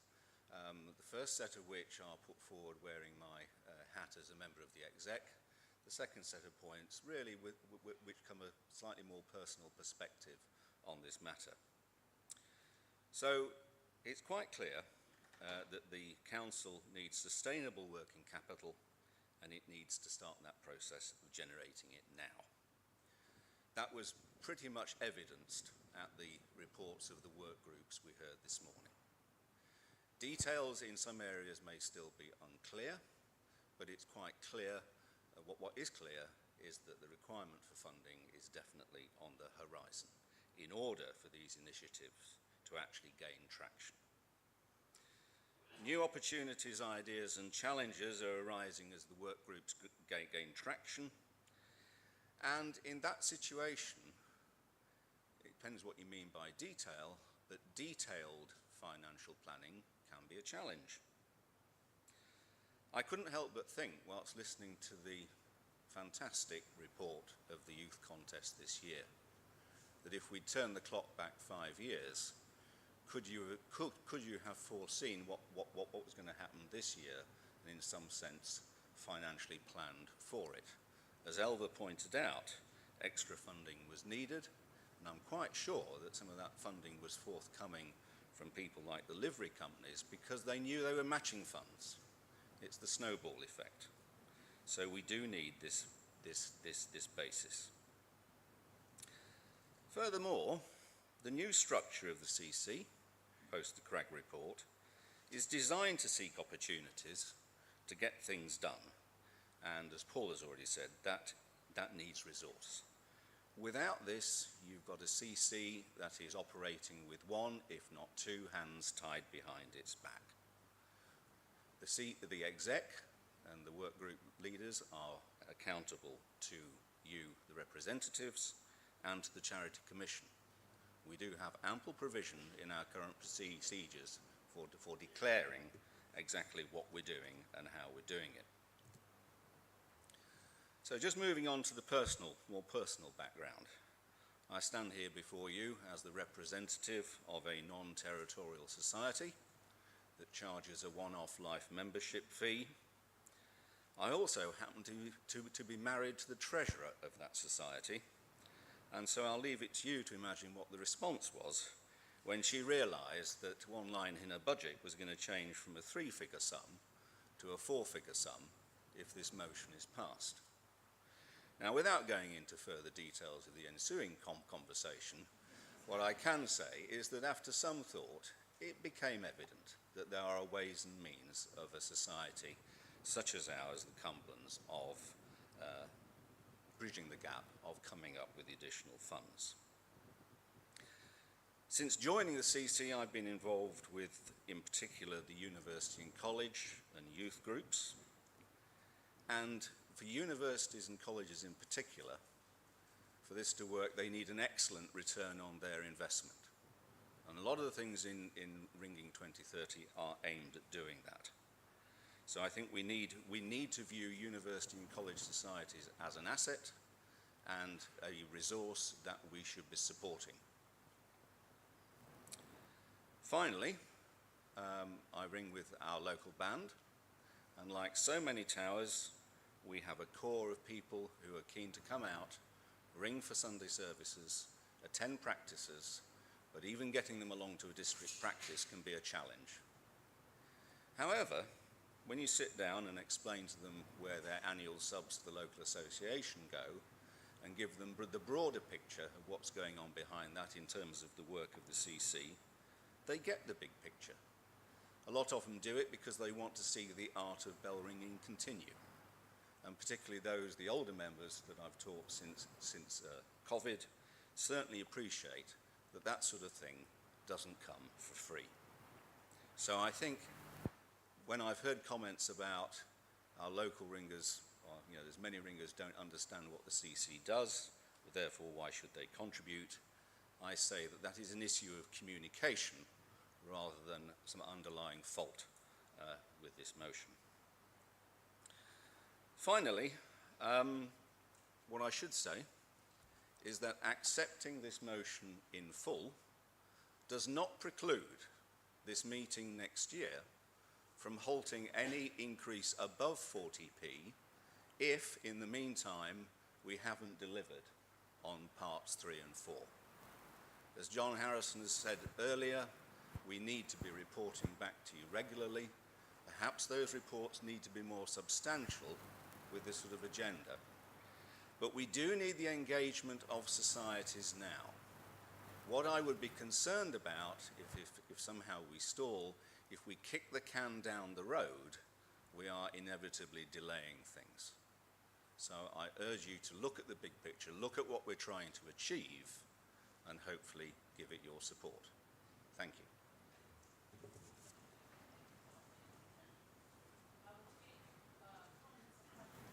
Or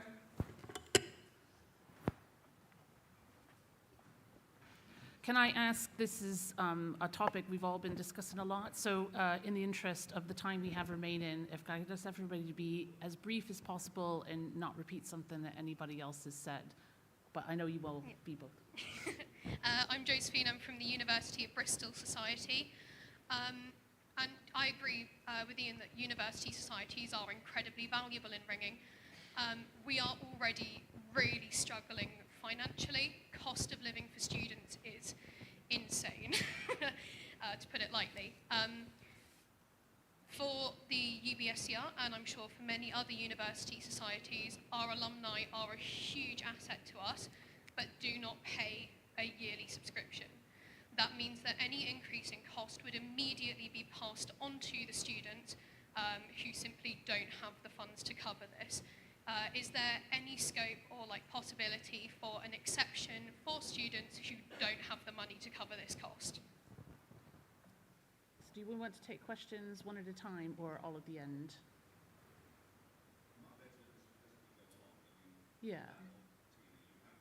I do. I have some thoughts about that.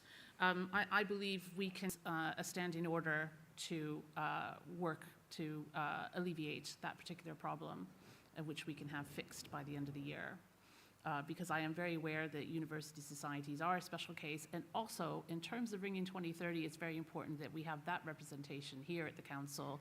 This is an asset. These are future leaders of the exercise, and I absolutely I think it's necessary, everybody does pay something, but I do not want to put university societies into hardship. So that's our first action at our next executive. David? David Cuccoldi, Sussex County Association. I strongly support this motion, and in Sussex we have had, albeit a small scale, survey of our ringers. And the overwhelming majority, when it's explained that we needed funds to support Ringing 2030, we're totally in favour of actually going up to £1 straight away. There was one dissenter. And I agree with Ian that a lot of this is down to the communication from us to our members that we represent. I was slightly disappointed in reading one of Alison Hodges' When Did You Do It Last? And it asks ringers, generally, when did they last speak to their central council rep? I would turn that completely on its head and say, when did you last talk to the members that you represent? Because most of them probably don't know who you are, and as we've heard, what the central council does and provides until they want to use one of the services. Thank you. Thank you. Any other comments or questions? Right at the back. Robert first, and then...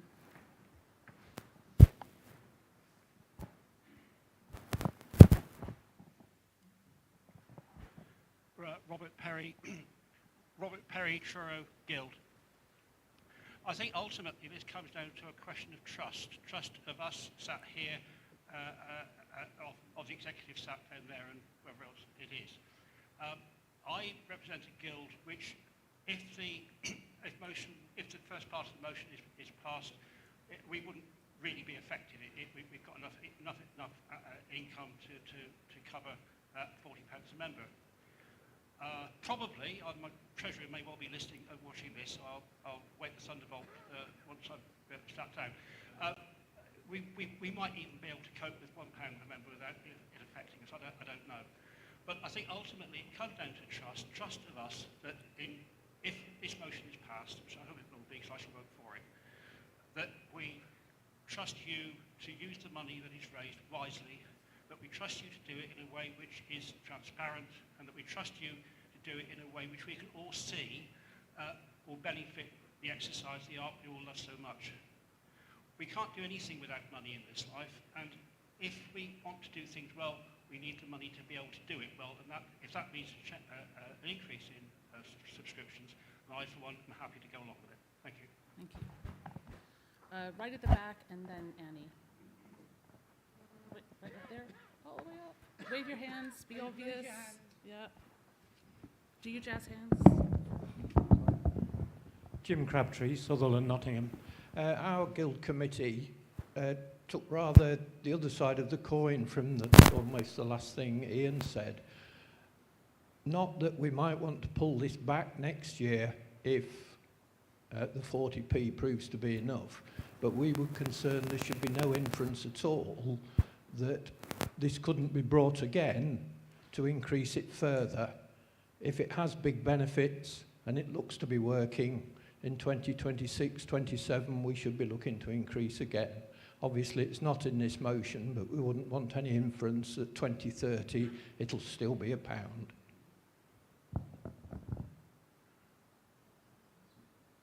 Sorry, was that a question?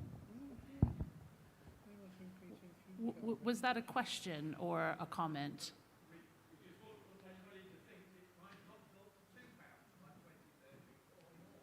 Well, we don't know what inflation's going to be, yeah?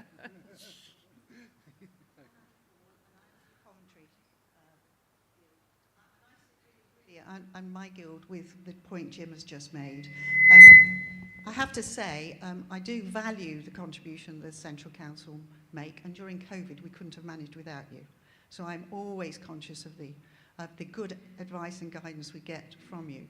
My concern is if we only charge £5 a member, we charge 10, but £5 goes directly into the Bell Repair Fund. If we're going to give you 20% of our disposable income, that leaves me less to play with in our guild, and we would need to see that we're going to get value for money. And I say this knowing that a cup of coffee in Warwick Castle costs £5.50.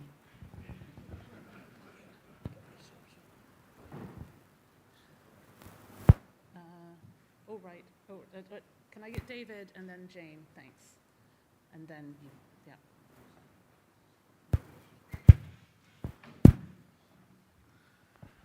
David Smith, ANZAB.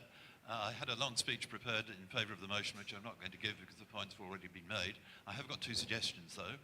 Firstly, could the executive consider, when it writes to societies, offering the option of saying you might like to go up to £1 straight away? So I think ours would, and hopefully some of the others would. So give them that option. The other point is regarding the university societies. I do take the point that was made, but when you have a rule change, it's very, very awkward if you start making exceptions. Could I therefore suggest that university societies are charged the same as everybody else, but that if the executive wishes to ameliorate their situation, they return the money in the form of a grant to avoid an awkward exception? That is another option I can consider, yes. Oh, sorry. Jane, you, and then Jane first, please. Up the stairs. Yeah, oh, sorry. He's behind you. Am I audible? Yes, I am. You are. Madam Chairman, I want to put a rather different view, if I may. The Central Council exists as an umbrella. The fact that it is an umbrella doesn't mean that the people under the umbrella have to know all the structures of the umbrella. They merely have to know that they are protected. I am very full of admiration for all the work that the executive is doing, and I hope it's not presumptuous to say that I count some of them as personal friends. But the problem here is that ringing is a very wide and disparate organisation, and you can't, from your ivory tower, any more than the rest of us, see the whole picture. So we've got to take it in little bits, which means the territorial associations are very important. The answer, we had the Cragg proposals, which were superb. We didn't do what most people would have done, which is to have a brief review of them after they had come out. They have now been set in stone, and the lovely thing that is happening now is that the people who have succeeded after the Cragg proposals are letting the stone weather a little bit, so that what we will end up eventually with is something very good indeed, but we haven't quite got there yet. At the moment, we're proposing to use quite a lot of money, which is fair enough, because money is needed here, but it has to be something that is not done purely centrally. We've now got a splendid organisation doing PR, and the logos are great fun. As I said to you a little earlier, one of them is really quite fun because I looked at it with a female eye, and what I saw was a picture that looked like something from a gynecological project. Just don't go there. What did you say, Madam Chair? I said just don't go there. Yeah, let's stick to the...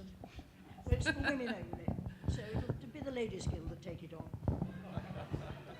executive's doing splendid wise things, but I'm far from sure that they thought this completely through. We need, obviously, to put money into things, but it's quite a lot. We need, like this time, to endorse a big upturn in money. I hope that you will possibly consider, at any rate, even if this motion is passed as it stands, that you will consider putting Part 2 into abeyance at any rate for the next 2 or 3 years. We desperately need to know more about these things. We need some business plans.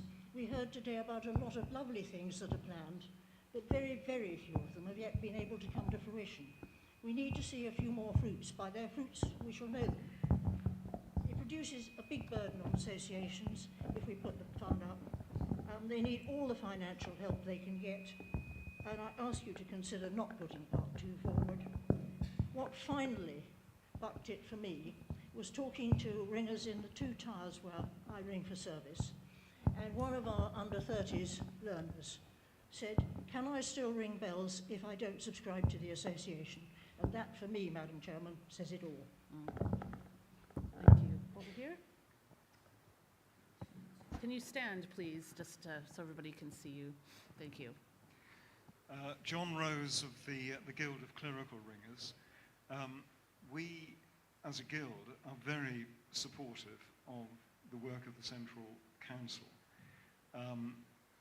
Many of us have looked carefully at the papers which have been produced for this gathering. We recognise fully that there is a need for additional resource if in fact the future plans are to be worked forward. There's a slight paradox though here for us, which is that while we are supportive and thankful that there is a Central Council and indeed a ringing world, our membership comprises of roughly 100 members, of which about 30%, although they are members of the Clerical Guild, they no longer ring for various reasons. I suppose the average age of the Guild of Clerical Ringers is probably 65, 70 plus, and I include myself in that. At least I'm still ringing and still standing. We don't have any infrastructure at all to collect subscriptions. And therefore, as president of the Guild of Clerical Ringers, we're rather in a not dissimilar position, although it is slightly different from the university societies. We don't have any means of collecting a subscription, and therefore, if we were to look at 40p or £1, our reserves of approximately £600-700 at the moment would be affected. But it is a paradox, because on the one hand, we support greatly what is being proposed, although having been in business, having been in an executive position in the past, I'm fully aware of aims and objectives and all of that requires. But I'm prepared, on behalf of my guild, to support the council in terms of working this through and coming through the work groups with something better by way of planning definition. But it doesn't stop my guild not having any way of financially supporting the project unless we bite into our reserves. I don't have an answer to this. It may be that we could go to our members as they are and find some way of raising some money. But it's not going to be easy, given, as I say, that many are inactive and aged and all the rest. Thank you. Tristan?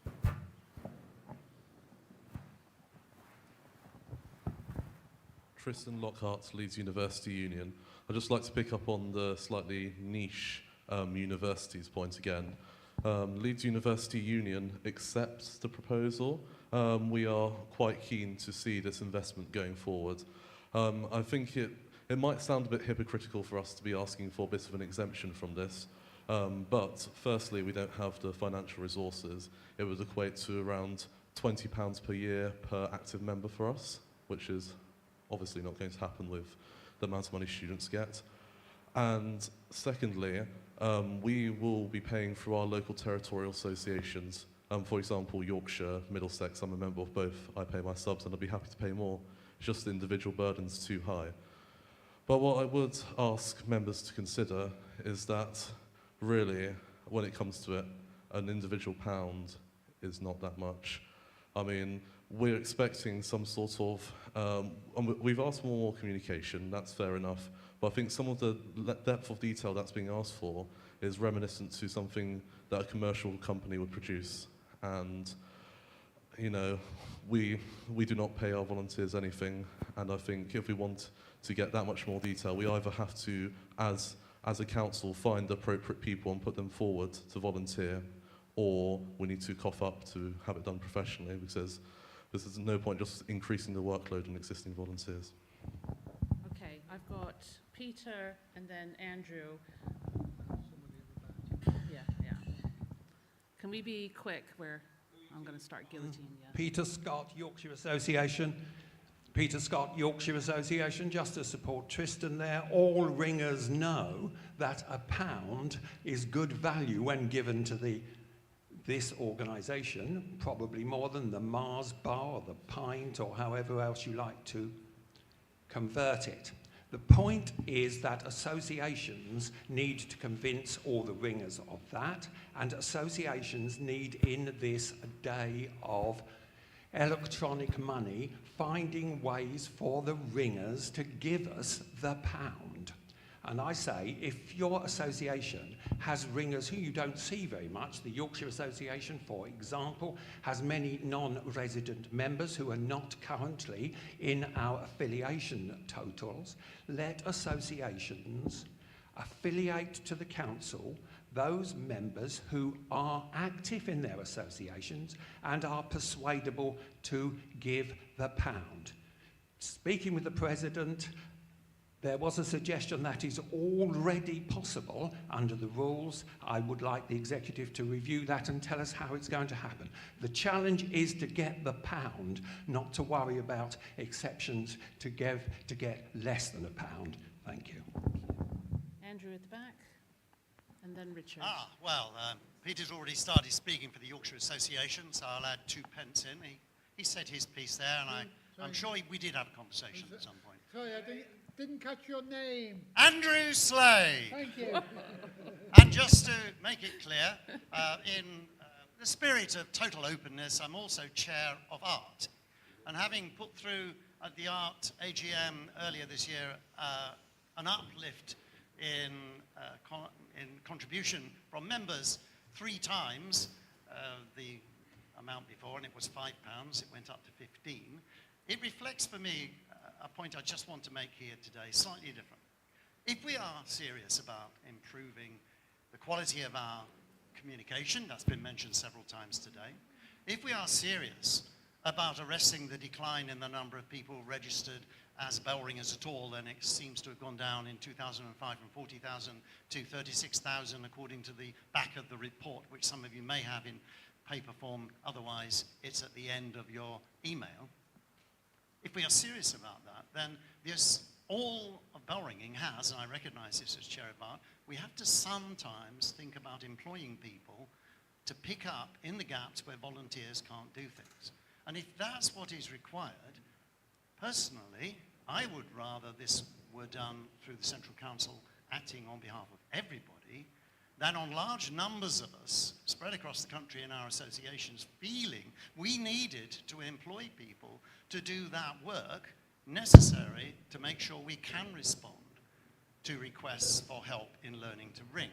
And I have a number of emails that come to me every month from art areas, from individual would-be ringers saying, I can't seem to get support to help me learn to ring.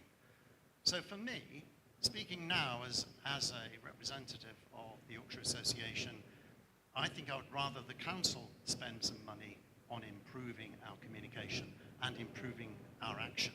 Whether it should be 40 pence or £1, I'm not prepared to say, because I would join John Harrison's and Alison Hodges' comments together. Yes, let's look back and hear what is done, but let's look forward and see what is going to be done so that we can, as John so adequately said, hold the executive to account, but in the spirit of supporting the executive in a difficult task of arresting the decline in borrowing. One last thing, Madam Chair, if I may. I'm staying just over the road, down the road, 40 miles on a little holiday, and I read a piece in the Launceston newspapers talking about a pub called the Ring of Bells. And he said the Ring of Bells was called that because bell ringers used to come to it when bell ringing was a sport and a duty for everybody. That was published in 1930. Thank you. Richard.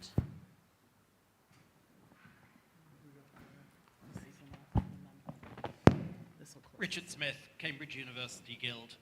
I'm representing University Society, and Josephine and Tristan have already done an excellent job of painting some of the difficulties that University Society finances face, so I'm not going to reiterate that. I would, though, add that, like the Clerical Guild, we lack any infrastructure necessary to start collecting an annual subscription, even if we wanted to. So an increase to £1 would be a burden that we would really struggle to finance. On the other hand, I'm very much engaged with the idea that the Central Council do need greater money. They currently do an excellent job on the budget, but I'm pleased that Paul reminded us in his initial speech, Cragg told us it was inadequately funded. I agree, it is. We need to address that. And these are the two considerations I've got to balance as a University Society representative in deciding how to act. 3 weeks ago, we had a business meeting at the Guild, and there was quite a lengthy discussion on this particular issue. And it kept coming back to the fact that we struggled to get the detail on the plan of what the money was going to be used to do, and we couldn't get engaged with it. Ian said in seconding the motion, where there's a will, there's a way. I agree, but we haven't yet managed to get that will. I believe we can, but we haven't done so yet. So, regrettably, I don't feel I can support motion B in its current form. However, Fergus told us earlier in the meeting that the Central Council is facing a deficit. I think he said £2,000, forgive me if I've misremembered that. And that is an unacceptable situation. We can't leave the council in a situation where they're running at a loss and they can't do the excellent projects that they want to do as a result of that. And the 40 pence rise that's in paragraph 1 of the proposal, by my estimate, will more than cover the deficit, plus inflationary rises likely to happen over the next couple of years. I'm therefore standing here to propose an amendment to motion B. The amendment is very simple. It will be simply to strike paragraph 2 in its entirety. That would mean that the rise to 40 pence will go ahead as planned at the start of next year. We're not immediately suggesting that we agree here and now to the further increase the following year to £1. Now, I hope actually that can happen.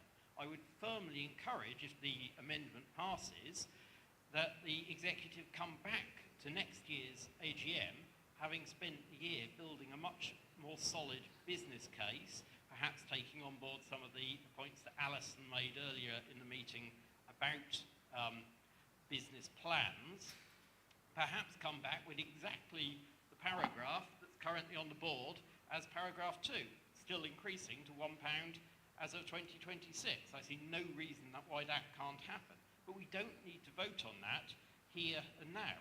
Essentially, I'm echoing what Jane said a few minutes ago. I'm viewing this amendment as a way of buying a bit more time, hopefully to allow the motion to pass and the Central Council to be able to put into effect the great plans I know that it has.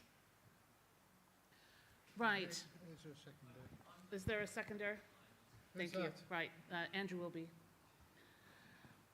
Right, there's room for discussion on the motion. I would like to keep this discussion very short because they're all related. Linda and then Nick, and then I think we'll take a vote for the amendment. Are you speaking to the amendment? Yes. Andrew will be, Ancient Society of College Youth.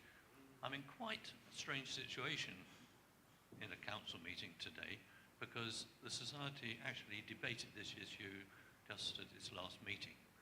The officers, the Treasurer particularly, becoming quite exercised over the implications of the pound and what appeared to be an open commitment going forward, talking about the amount we've got to raise to fund 2030. Now, the Society voted pretty strongly to support number one. Nobody wants to see the council run short of money. Nobody wants to see things hold up. But it was viewed as very unprofessional not to produce a business plan to go with this proposal. Now, when you look at what 3 and 4 are asking for, I think that probably covers it. And you've heard it all the way around here today in these other debates, other issues, that the forward plan, it can be done. We need something that gives us a clue what the implications are financially for our societies to 2030. It can be done, and it should have been done, actually, before you came forward with this motion.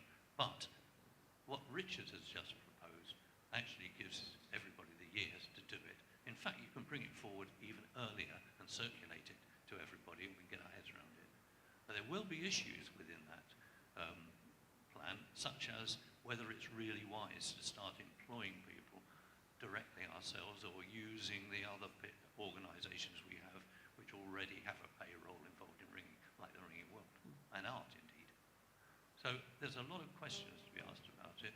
So I would urge us to go with Richard's amendment, because that doesn't destroy the case that's been put, but it actually satisfies our associations that we're really working this properly and not just committing them to an open-ended commitment that they don't understand. Thank you, Andrew. Okay, Nick, and then Linda, and then that is it. I'm going to put the amendment to a vote. Please be brief, because we're running out of time. Yeah, okay. So, Nick Elks, Peterborough Guild. This is working. Yeah, right. Okay, I was minded to ask for this same amendment, but I'm persuaded by what Paul and Ian said about that, you know, we should trust the council. But what again, reflecting what other people have said, I urge you to get the information out here that if we do go for this motion, including two, that you get the information out quickly and clear and robust business plans. So when we go back to our members, we've got some meat to give them, you know, so they can understand why we voted in this way. So I would actually speak against the motion of the amendment. I'm now saying, so on the amendment, I don't think we should have the amendment. Okay. Linda? Association, there we go.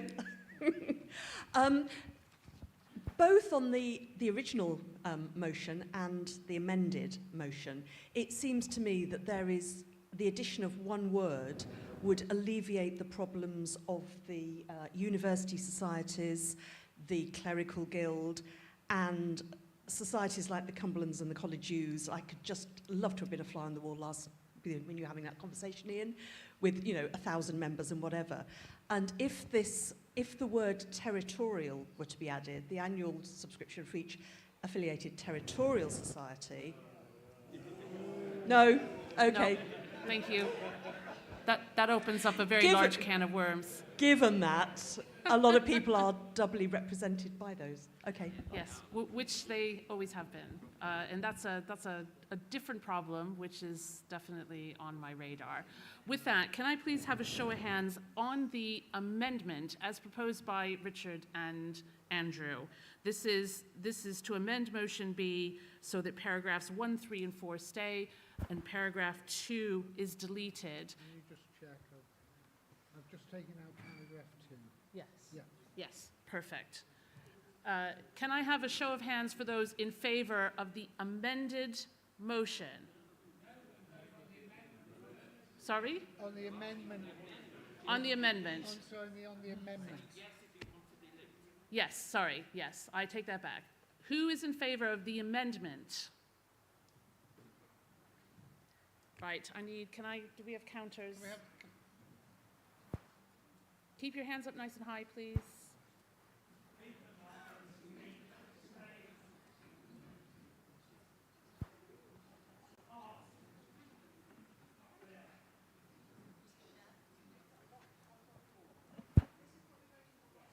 No, no, no, you're voting for the amendment to delete paragraph 2. But effectively, we'll get there. That's the amended motion. Yes. What is on the screen is what is going to become the motion you will be voting on in a few minutes' time. So this is... Yes. That's what we're doing. We are voting on the amendment first. Yes. If you would prefer not to see paragraph 2 exist to vote on, raise your hands now. There. Does that make more sense? Ooh. Right. And now different people have raised their hands. Well. Yeah, just go back a slide already. Yeah.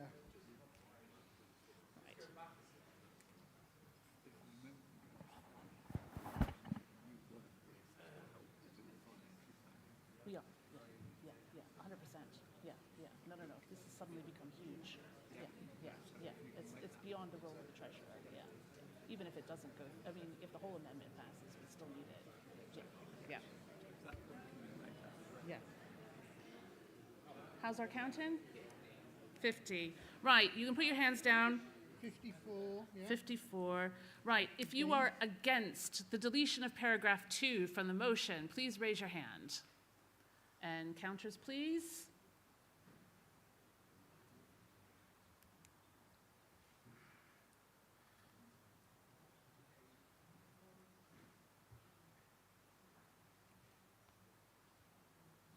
This is amazingly close.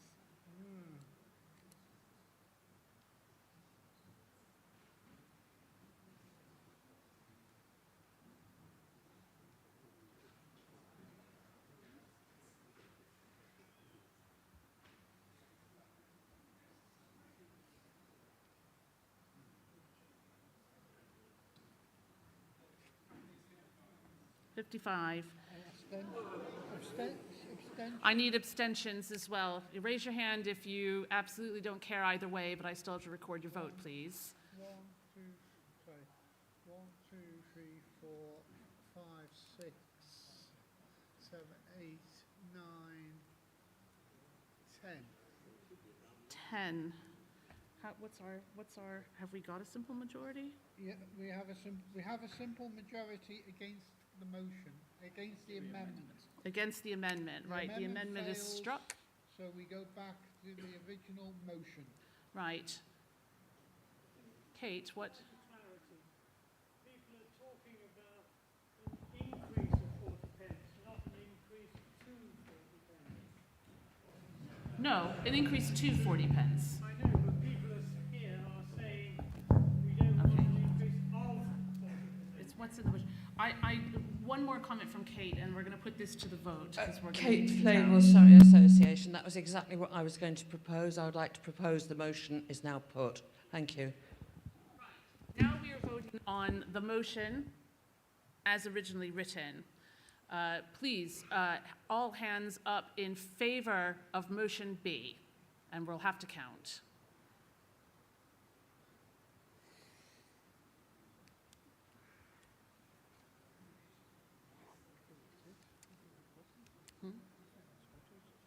Yeah, let's count anyway.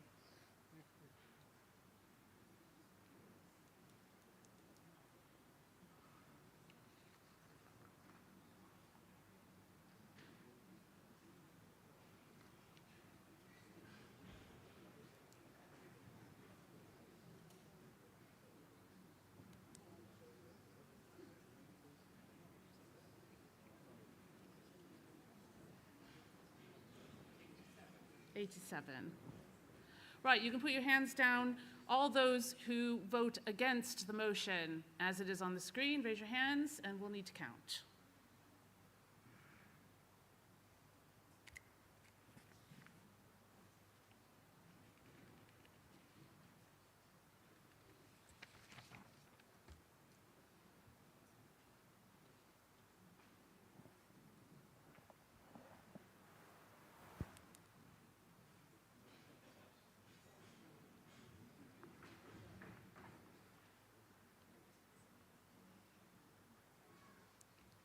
giving me the count.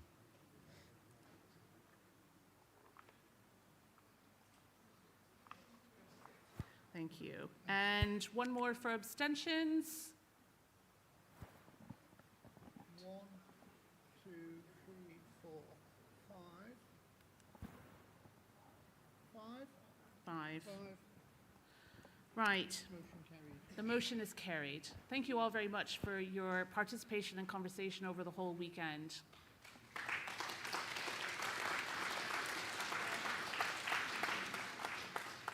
We now have 9 minutes to complete the rest of the meeting, so get ready.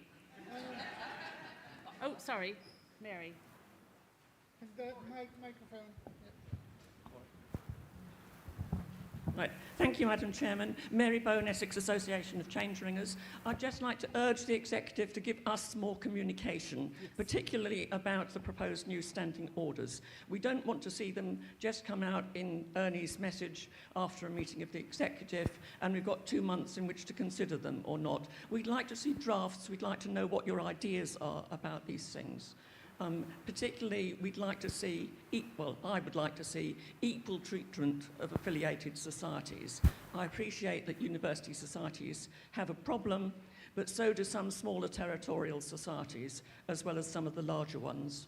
And we're all equally affiliated and support the council. Thank you. Thank you, Mary. I should also add, with the extremely reasonable results, and it's become very clear to us for some time, actually, is that we are going to need some help with financial planning. One treasurer and some well-meaning executive members whose skills lie elsewhere is not enough.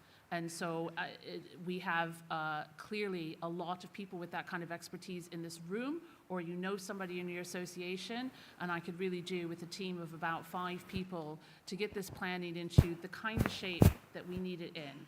So please bear that in mind and come contact me at some point after the meeting. Let me move on to future meetings, and I'm just going to ask, I'm sorry, what? Paul. Working?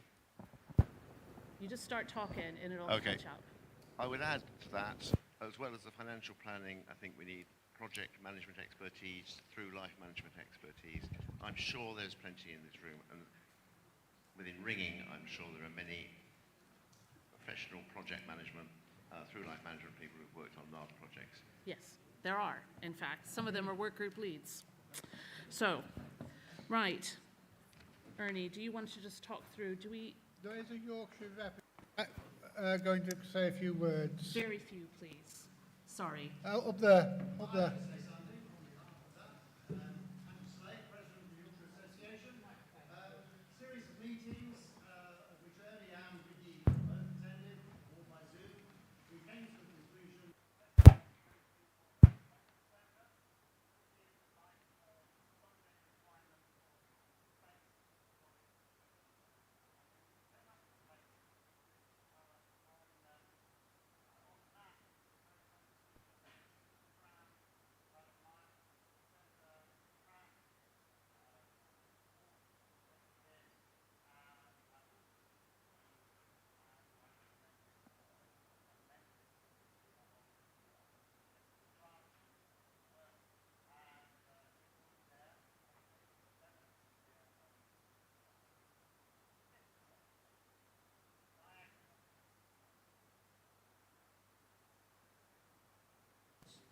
Annie, microphone, please.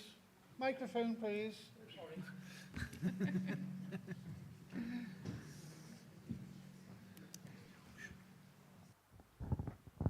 Hello, Annie Hall from the Coventry Dancing Guild of Church Bell Ringers. We'd be delighted to invite the council to come to the Coventry Guild in 2026. We have provisionally booked the Ben Hall in Rugby. I'll see if I can arrange for you to have a trip around Rugby School or the museum, for those of you who haven't been before. It's a great venue. We've been and had a look. There's plenty of space. We'll apply to, and there's a bar. Just been reminded there's a bar. And we've been invited to that we can apply to have some of the mobile belfries put up outside as well. So if that fits in with the council, we'd be delighted to invite you, if we could afford it. Will, your hand is up. Can you be very brief? I have less than 5 minutes. That's my point. Hello. Is it working Just keep yet? talking. Can you? Okay. Will Bosworth, Ringworld, that is actually my point. This is the third year in a row when discussion on a contentious issue has been squeezed by the logistics of meeting times. Please reform the meeting structure. Yes, well, yes, it's the hall rental. But yes, thank you, noted. Right, moving on to any other business, and I'm going to deal with this quite briefly. Oh, sorry, John. You have a question, okay? Anthony Ellis, Hereford Diocesan Guild. I've heard nothing about liaison between the Central Council and church authorities at all in this meeting. Can you tell me if there's still links between the Central Council executive and senior figures in the Church of England? We do have a senior stakeholder liaison. Yes, but I've heard nothing about it at this meeting. Well, no, that's true, you haven't, but... There is a report in the meeting papers. But there is a report in the meeting papers. In the meeting papers, sorry. In the Page 40. Right, if I can just deal very briefly, Bob Blandon wanted to ask an item of any other business about holding road shows every other year. Bob, can I ask you to just come and catch us up afterwards? We have the results of a survey that was taken this year, and we can share that with you. I also want to very, very quickly give thanks to Carol Franklin, please, and also to Clyde Whitaker. If you would also just like to come down quickly. Carol retires as the Associate Membership Secretary. You've seen her cheery face with the lanyards, and you have to return them. Please come up. Where's the...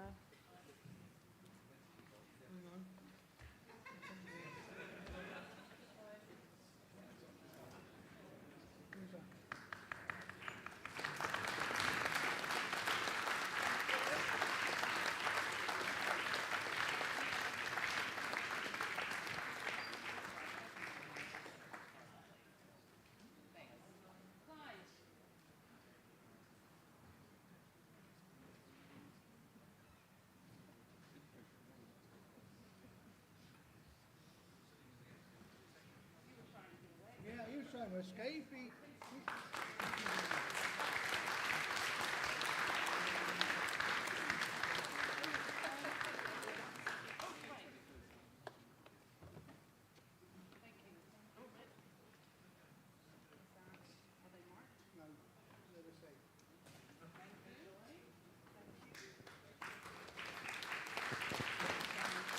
He's passed all of these wires. He's not here, is he? No, Alan's not here. Right, we have already announced the appointment of the two library stewards, Andrew Aspel and Sue Marsden, so I'm just noting that for there. And finally, a reminder of the Sunday morning ringing. Please will you attend where you signed up when you registered. Several towers are only opening, especially for us, so we don't want to let these towers down. They worked really hard to make them open for us, so let's respect that. And then can I now move to have a vote of thanks, which is going to be given by Elizabeth Tennant from the Worcester and District.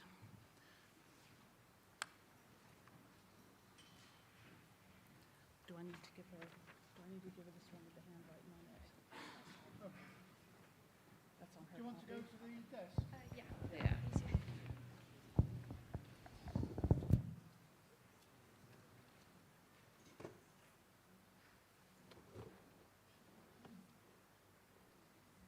She's got them all.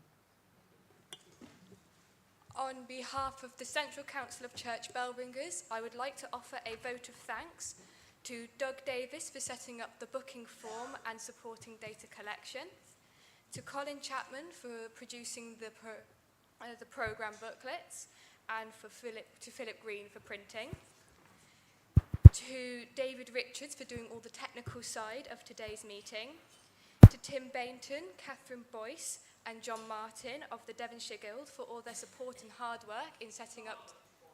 Sorry, Charlotte Boyce, yes. can't read my own handwriting, that's a problem, for putting together this weekend, and to all the towers who have kindly opened their doors for us. To the Central Council of Church Bell Ringers Executive, led by President Tina Stolkin, and for not only for today, but for all the hard work they've put in. And coincidentally, it is also the 50th anniversary of the first time that Andy Runciman stepped into a bell tower. And to the school staff for hosting today's event, and for the kitchen staff for putting on such an excellent lunch.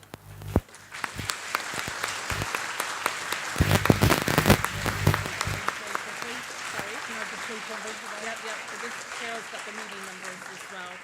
Right. Carol has one last job, but Ernie's going to have a say. Carol has one last job, but can I just say thank you to Elizabeth. She is, I believe, our youngest member of the council, and as such, she wasn't even eligible to attend the Ringing World meeting. Thank you very, very much.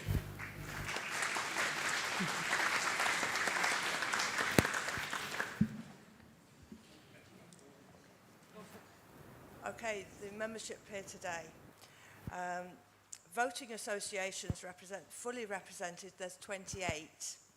Partly represented, there's 29 voting associations, and 9 voting associations are not represented at all. Small societies, 1 is fully represented and 1 not represented at all.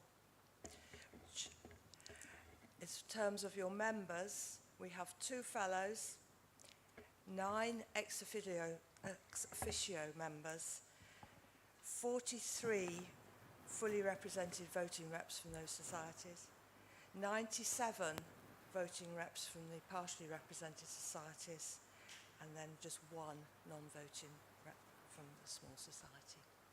So that gives us a total membership of 152. So I hope the simple majorities work.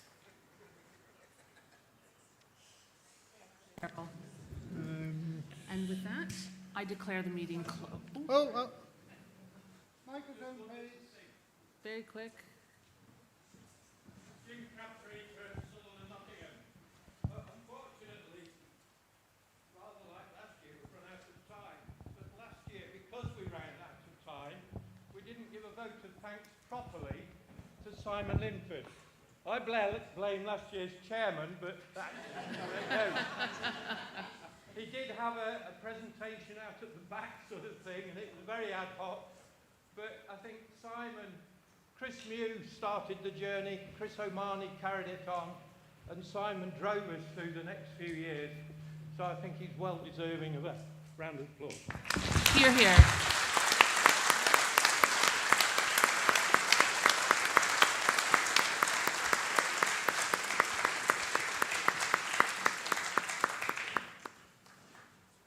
And thanks for reminding me there. Thanks. Yes. And with that, I declare the meeting closed. It's time for some drinks. Oh. Thank you. I better get my phone. I've left it charging.